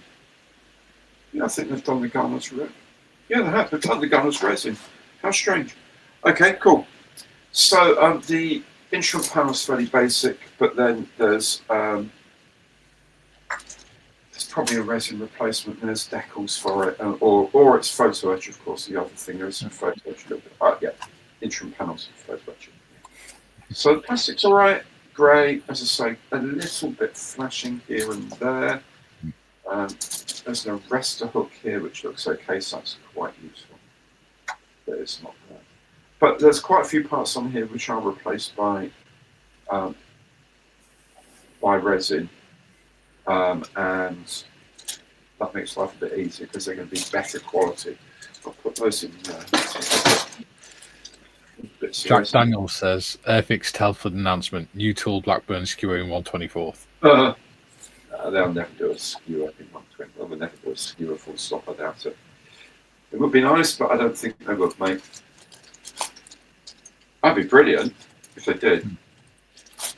But there's not the development potential that there is from other things. That's part of what they have to do these days. So, got some wheel wells in resin. We have the engine in resin with all the cylinders separate and all the exhaust pipes separate as well. So we've got a lot of exhaust pipes, and they're going to have to go into these holes here, and then they're going to have to go into the collector ring at the front of the engine. That's going to be a whole bundle of fun. There's a little gun in resin as well with the rest and the magazine that sits on top. That's all very pretty. That's going to all challenging. The engine's going to be crazy. Quite difficult to do that. But if it was easy, everyone would do it. Hang on, everyone does do it. So that's all good. What else do we have here? We have some transparent parts.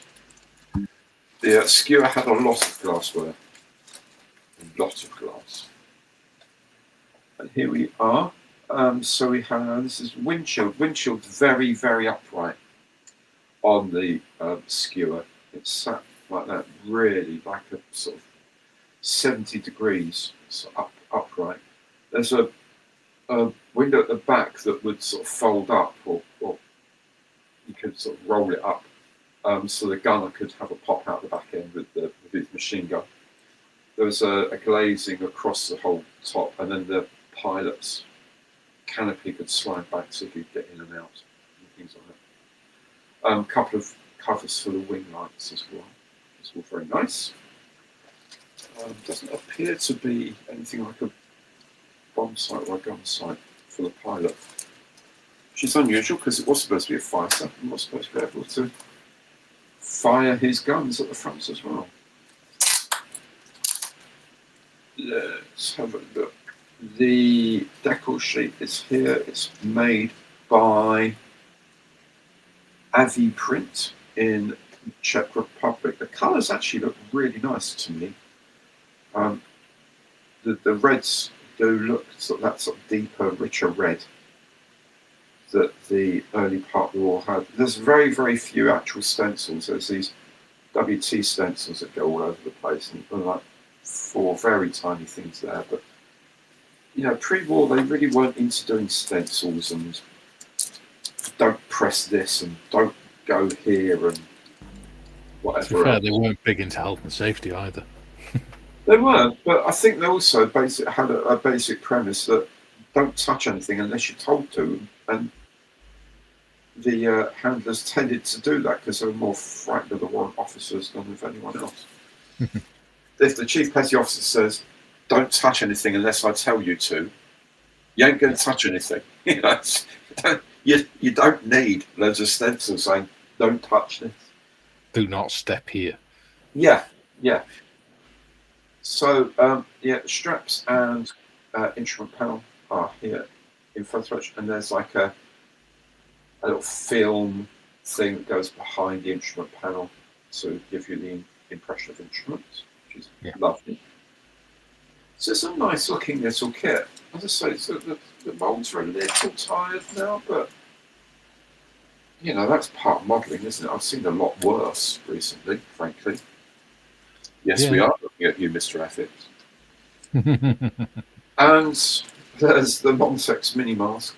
Well, if Dale watches this, he won't invite me to anything in the future. Do you reckon Dale watches these live streams? He has from time to time. He has now and again. He won't make a comment or anything like that, but he has watched some live streams because he's mentioned them in the past. So yeah, Montex masks in here for the skewer, so the inside and outside there. PVC masks rather than paper masks, but they do the job. They're very nice.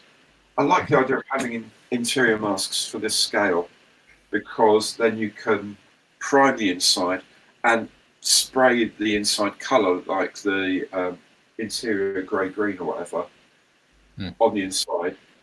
Otherwise, you have to do it on the outside and remember to do the grey-green first before you prime it, because that's the colour that's going to show through. And also, it's a lot more realistic if the colour is on the inside and matte, because if it's on the outside coming through the canopy, it looks absolutely shiny and gloss. It doesn't quite look right. So that's a nice thing to do. I do like interior mask sets when we can.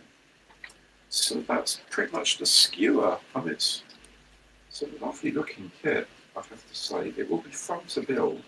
I don't know when I'm going to build it because reasons. But what else can I can show you a few other things. Actually, as you're all here, I can show you a few things. Andy Wilson says, I need a Mojo regaining kit, something small in 135 that's a bit unusual and not German. What about the ICM Model T, like car patrol vehicles? Yeah. They're nice little kits. Yeah, absolutely. Or you got Hobby Boss Land Rovers. Yeah. You've got different versions of that. Just don't want anything too involved, really, do you? No. Rob says, try an Academy 135th Stuart. Ooh, very nice. First British air-to-air kill in World War II. The skewer. Yeah. There is some debate about that, but yes, I believe that's the case. Yeah. Well, when the so-called phony war was going on in 1939 and 1940, these guys were definitely at war, flying over Norway. I mean, I think when they did the Königsberg raid in Norway, they were flying from Orkney, Hatston Airfield, from memory. Yeah. And it's a 4-hour return trip. And the skewer had a 4.5-hour endurance. Yeah. So they're kind of guessing that the wind was going to allow them to do it. And yet they still went and did it. I mean, they're brave boys, they really were. French Charby Toon Tank. Ooh. I do like a Toon Tank. So that's the body of the Wessex. Anyway, it's now in ocean grey. Oh, needs a bit more touch up there. So that's going to be camouflaged very soon, and then I'll continue. I'll put the engines, or stubs on and things like that. So far, a very, very, very lovely kit, I have to say. Very nice thing Airfix have done with this. Just for me, the wrong scale. It should be 1/48th because it is so very fiddly. There's a lot of very, very tiny parts on this, which are lovely. Details fantastic, but for my money, this should be 1/48th. Maybe it will be one day. I don't know, but it is a lovely, lovely kit. Really, really built well.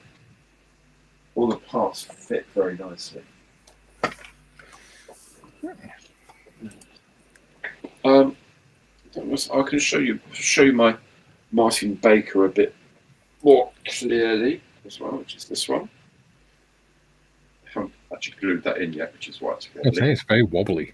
Yeah, hellish vibration from those damned guns. Yeah. But there you go. That's the prototype, the one that actually did fly, as I say, without the cannon armament.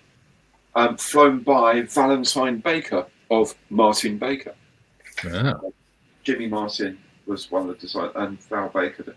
Sadly, it had a Napier Sabre engine, like the Tempest 5. Sadly, when Val was flying it, had an engine failure and was trying to land it, and wingtip caught a tree stump and it crashed, and Val Baker was killed.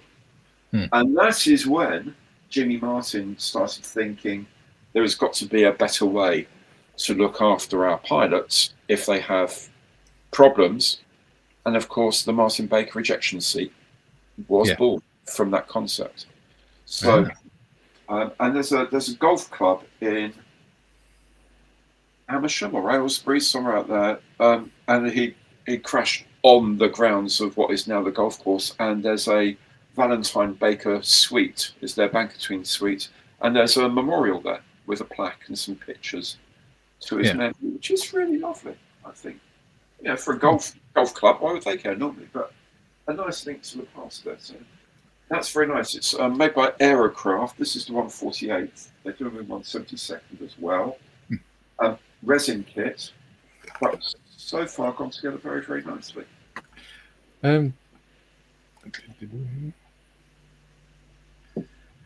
One thing you could try, Andy, is if you want to try something really different, is get some lollipop sticks and make something like a little 135 scale outhouse or something. That's quite fun. Just see what you can make. Yeah. I do it quite a lot. You should build a lot of outhouses. I needed to talk to you about that.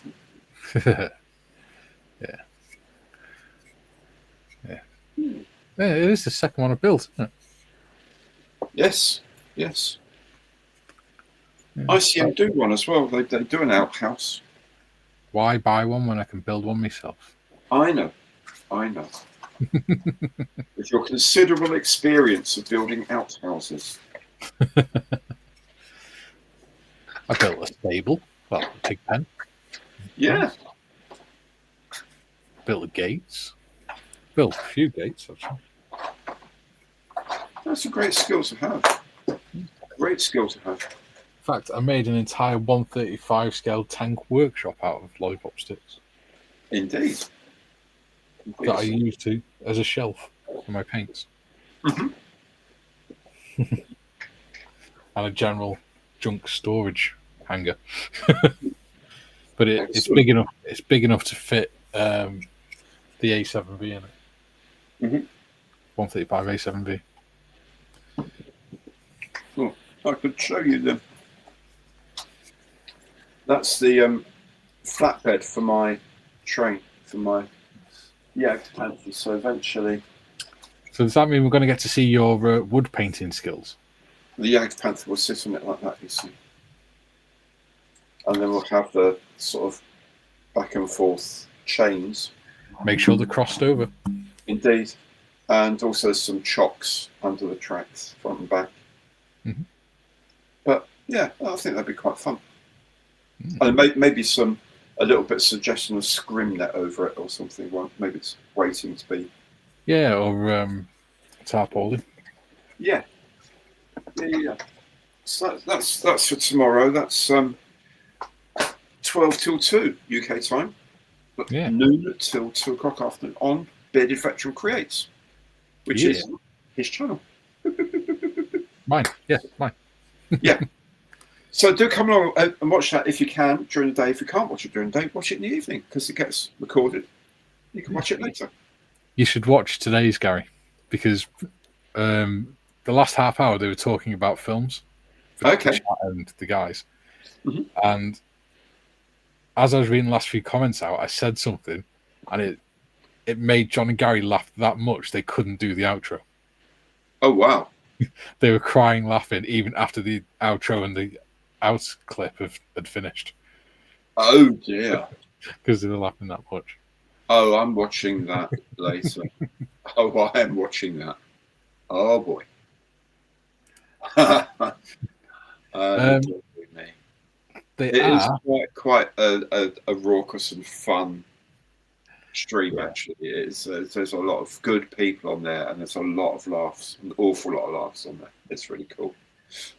Coffee stirrers are a good resource, but they're not accurate for what I want to do in terms of size and things. Thickness, probably more accurate in terms of thickness, but it's sizes and things. And I like being able to sort of cut things to the length and shapes I want, and sand the edges down and things like that. Yeah. A diorama for an Airfix Grumman duck. Oh, how nice. Amphibian. Interesting. Yeah. Yeah. Luke Graff have just announced a 1/32 Grumman duck. Looks beautiful. In resin. Crazy. It's going to be huge. Mr. Craft do an outhouse in the shape of a Harrier. Yes, they do. And then they call it a Sea Harrier. Yes. Yeah, exactly. Exactly. So it is rubbish. Chopsticks are a good resource too. As do chopsticks. Okay.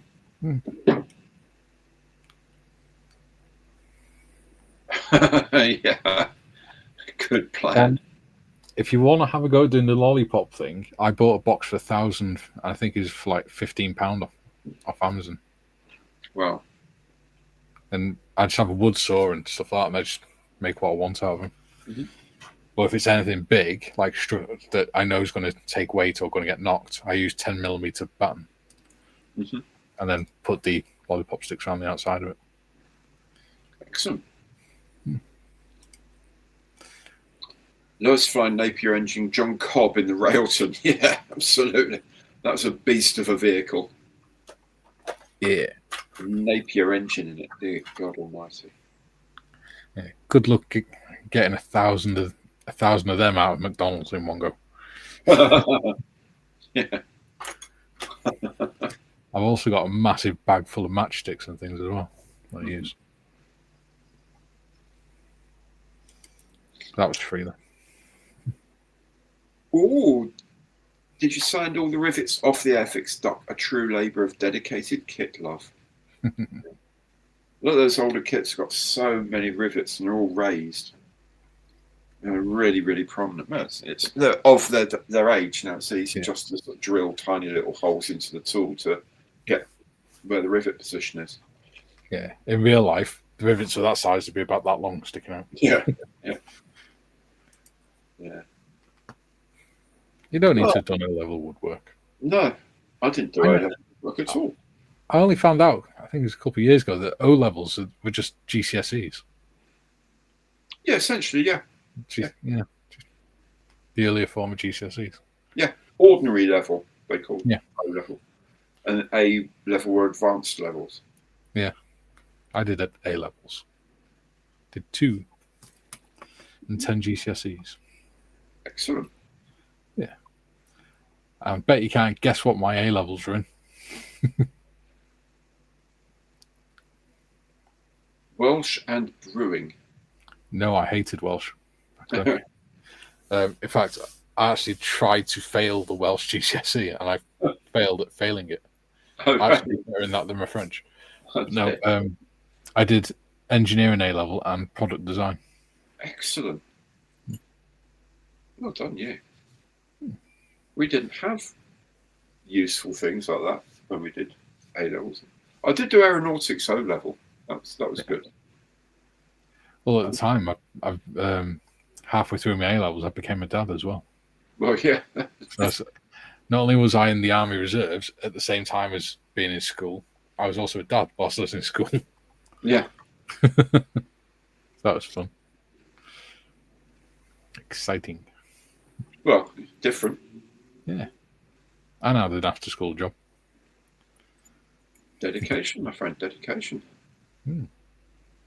172 Firefly got hit by the Mad Riveter too. Yeah. They all did in those days. All did. Pass O-level glue sniffing with distinction. Kids, don't sniff glue. Please don't. A-level facial hair. Didn't grow us till left the forces. Beer and associated beverages. That sounds like a good exam to do. Funnily enough, I did start working for a beer delivery firm when I was 14, every summer holidays. There you go. And then I think when I was in my early 20s, I went back there and worked there for a few months as well. It was good because when I was there during the school holidays and stuff, we did delivery. And after every delivery, the pub would give us a free beer. Mm-hmm. So we'd sit and have a pint of beer after every delivery. Excellent. At the age of 14. If you want raised rivers, try the old Frog Shackleton. Feels like sandpaper. Yeah. Ethics Injured Puma unboxing video really shows off those rivets. Science CSE grade 3. Oh, there you go. Nothing wrong with that. No. And he likes raised rivets. They're easy to weather. That's actually a good point. Yeah. It was 1 million rivets flying in formation. Yeah, I remember at an air show they had a Shackleton fly by.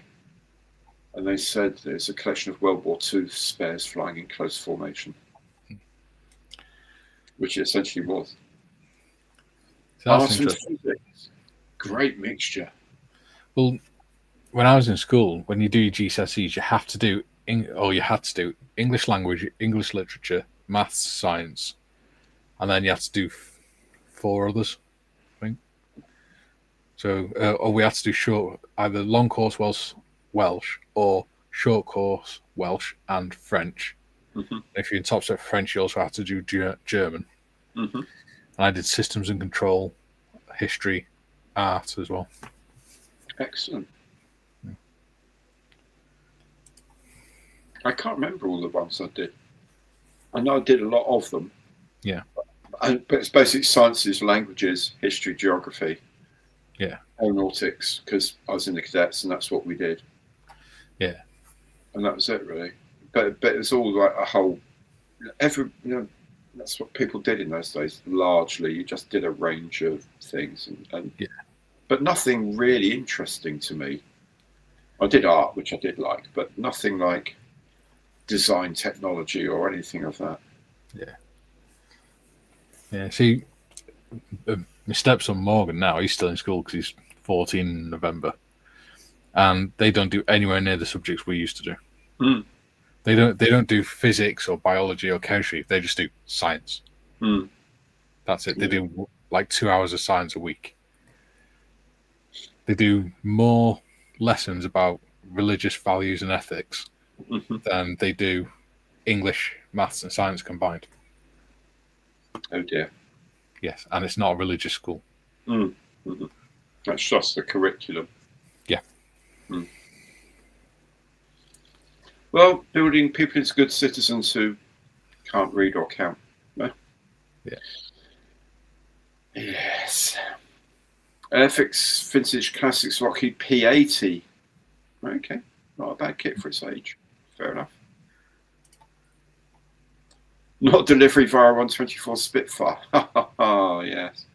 Yes. And remember the raffle is on for a 124 Flying Dray Spitfire. I'll remind you about that next Monday. Yeah.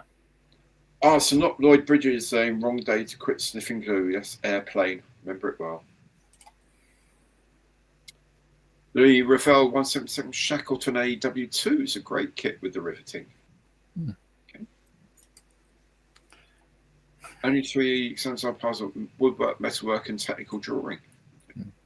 See, technical drawing was part of our engineering A levels.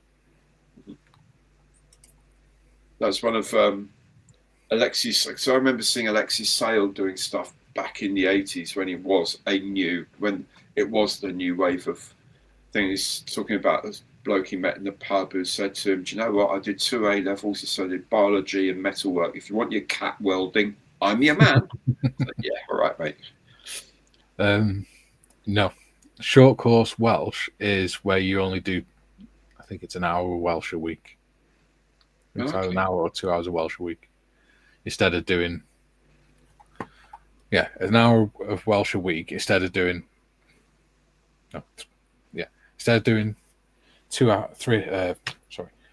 short course Welsh, you did 1 hour of Welsh and 2 hours of French. Mm-hmm. If you did long course Welsh, you did 3 hours of Welsh a week. Right. There we go. Getting tired now. Okay. Nick's building the Frog Shackleton Mark III at the moment. The rivets sound down quite nicely. He's rubbing him on his chin, isn't he? Yeah. Hopefully so. Me and my friend who's dad was a chef wanted to do cookery, but we weren't allowed to because too many testicles. Yeah. All sorts of interesting GCSE subjects nowadays. I'm sure there are. Yeah. Barney took his O levels in 1968. Okay. Wow. My dad was 3 then. Did mine in 1978, actually. I think. Yeah, 78. Yeah, 78. I did my O levels. I've been watching a program that you'd probably find interesting, actually. It's on YouTube. It's in black and white. No. It's on a YouTube channel called World's Strictest Parents, and they've got a series that was filmed in 2003 called Modern Teenagers versus 1950s Education. Oh, right. And, do you remember Bad Lads Army? Yeah. It's like that, but they get a group of teenagers that have just done their GCSE exams and make them live as O-level students for a month. Right. And then do the exams at the beginning and end of it and things. Yeah. So it's quite interesting. Yeah. Yeah, I found it interesting because the year they did it was the year before I did my GCSEs. Oh, right. Fair enough. And I don't remember being that thick. I was standalone A-level in technical drawing by hand, so it was still an option in the late 90s. Okay. Yeah, they did a O-level math test, and they found the teacher realised none of them could do long division or long multiplication. No. But it's weird because I can remember doing that. Mm. Yeah, these were supposed to be A-grade students in private schools and things. Yeah. No, it's... Don't get me started. Yeah. And I remember going to visit a physics department not that many years ago. And the physics professor said, "Did you do physics at school?" I said, "Yes, I did." He said, "Great. Can you do this for me? Can you prove this for me?" And it was the thing Newton proved, that the thing the gravitational thing dropping a thing, it's the same as the thing that keeps planets going in an orbit. It's a lovely piece of logic, and you learn it and you can do it. And I said, "Yeah, I can do that. I think I can do that. I can do that." So therefore that equals that. Yeah, that's it, isn't it? He said, "Great." He said, "Now, can you tell me why an A-star predicted physics A-level student looked at that and said, what does the G mean?" Yeah. And I said, "Which one? There are two." He said, "Well, either of them." Yeah. So it's gravity. Yeah. And it's like, but they should know this stuff at A-level. And he said, "Yeah, Gary, they come to me to do a physics degree. I have to teach them the second year of A-level physics first, before I can teach them this." It's really sad. It's really sad.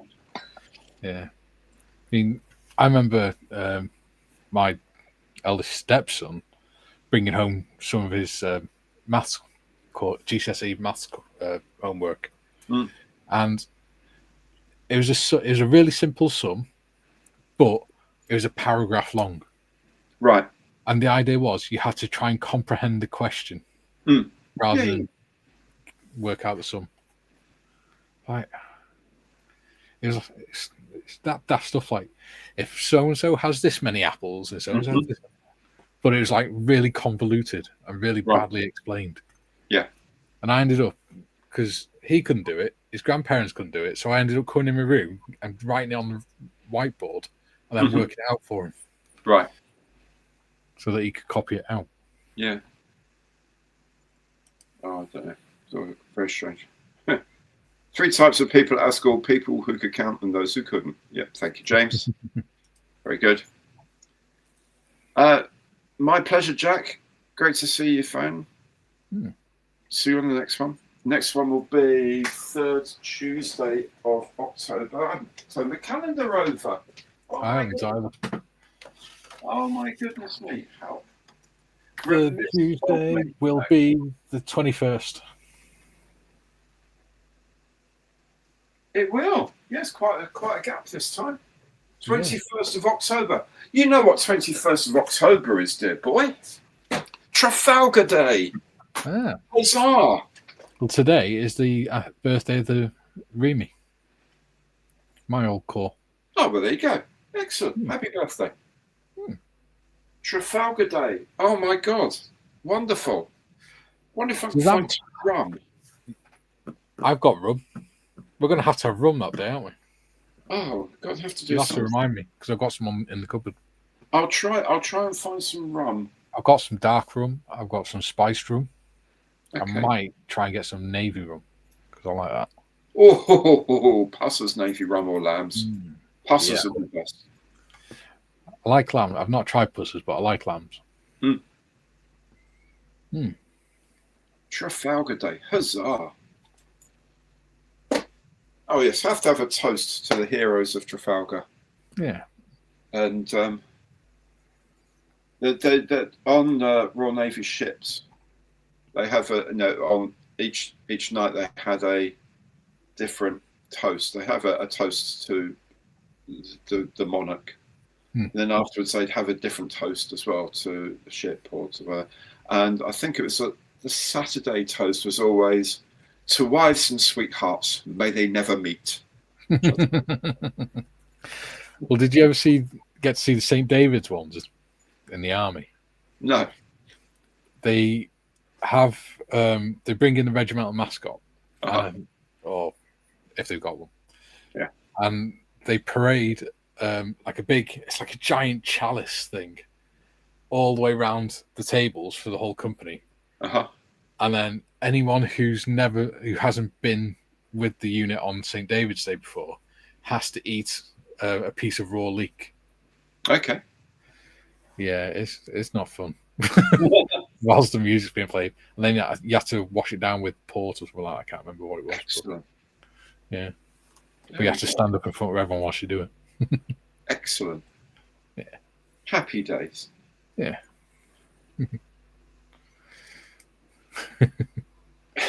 You blossomed into a wonderful woman. Yes. Absolutely. Yeah. Fantastic. That's a point. Tesco's do loads of non-alcoholic spirits now. They do, yes. I've heard. That may have to be the way I go. Although, really should be able to have some proper rum. Maybe my dear father, as it's Trafalgar Day. Yeah. It seems fair. Yeah. I'll see what we can do. Do a bit of negotiating. Maybe have that and then keep the rest for Christmas. I'm going to be so tanked over Christmas. I've got a bottle of rum, got a bottle of raki, may have a bottle of rum. So I got that bottle of Pandering. Yeah. Bottle of raki, and maybe now a bottle of rum as well, plus the wine that we'll have. Can you make sure your good wife keeps your phone away from you, because I don't want any dirty pictures going through? You're not going to do that. I know what you rap lot are like. I'm a very happy drunk. I'll have you know. I don't get morose. You're going to bring us all up. Go, I love you, mate. No, I don't even do that. I just sit and have a fun time and sit and chat and have a laugh. I'm not a bad drunk at all. I'm very sleepy drunk. I'm happy, and eventually I just think, do you know what? Sleep, and I'll just go to sleep, and that's it. I'm the same. I'm as Skiffins and the rest may find out when we do the House of Madness over the Telford weekend. Yeah, that's going to be interesting. You doing Telford with a hangover? I know. We got some. We've got a running order for the meals and all that. Yeah. It's like Friday night, spoons. Okay. Monday morning, full English, help yourself, breakfast. So, yeah, that's going to do it. Make sure I've got lots of black pudding because I'm going to need the iron. Yeah. Yeah. So it's going to be a fun weekend, but yeah, I'll see. Because it's harder to make it taste the same without the alcohol. Yeah, absolutely. And probably depends on the process they use to whether they make it without alcohol in the first place or whether they de-alcoholize something that they already made. Yeah.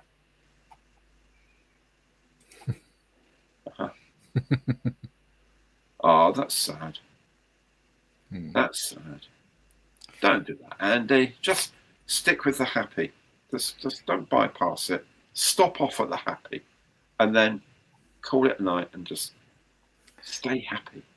Kaylee's quite an angry drunk. Well, because the condition Kay's got, her mood, she's got emotional unstable personality disorder. Mm-hmm. So her mood swings a lot anyway. Mm. When she's drunk, it's on speed. Wow. Last time I saw her properly drunk, we were at a family party and in Warrington.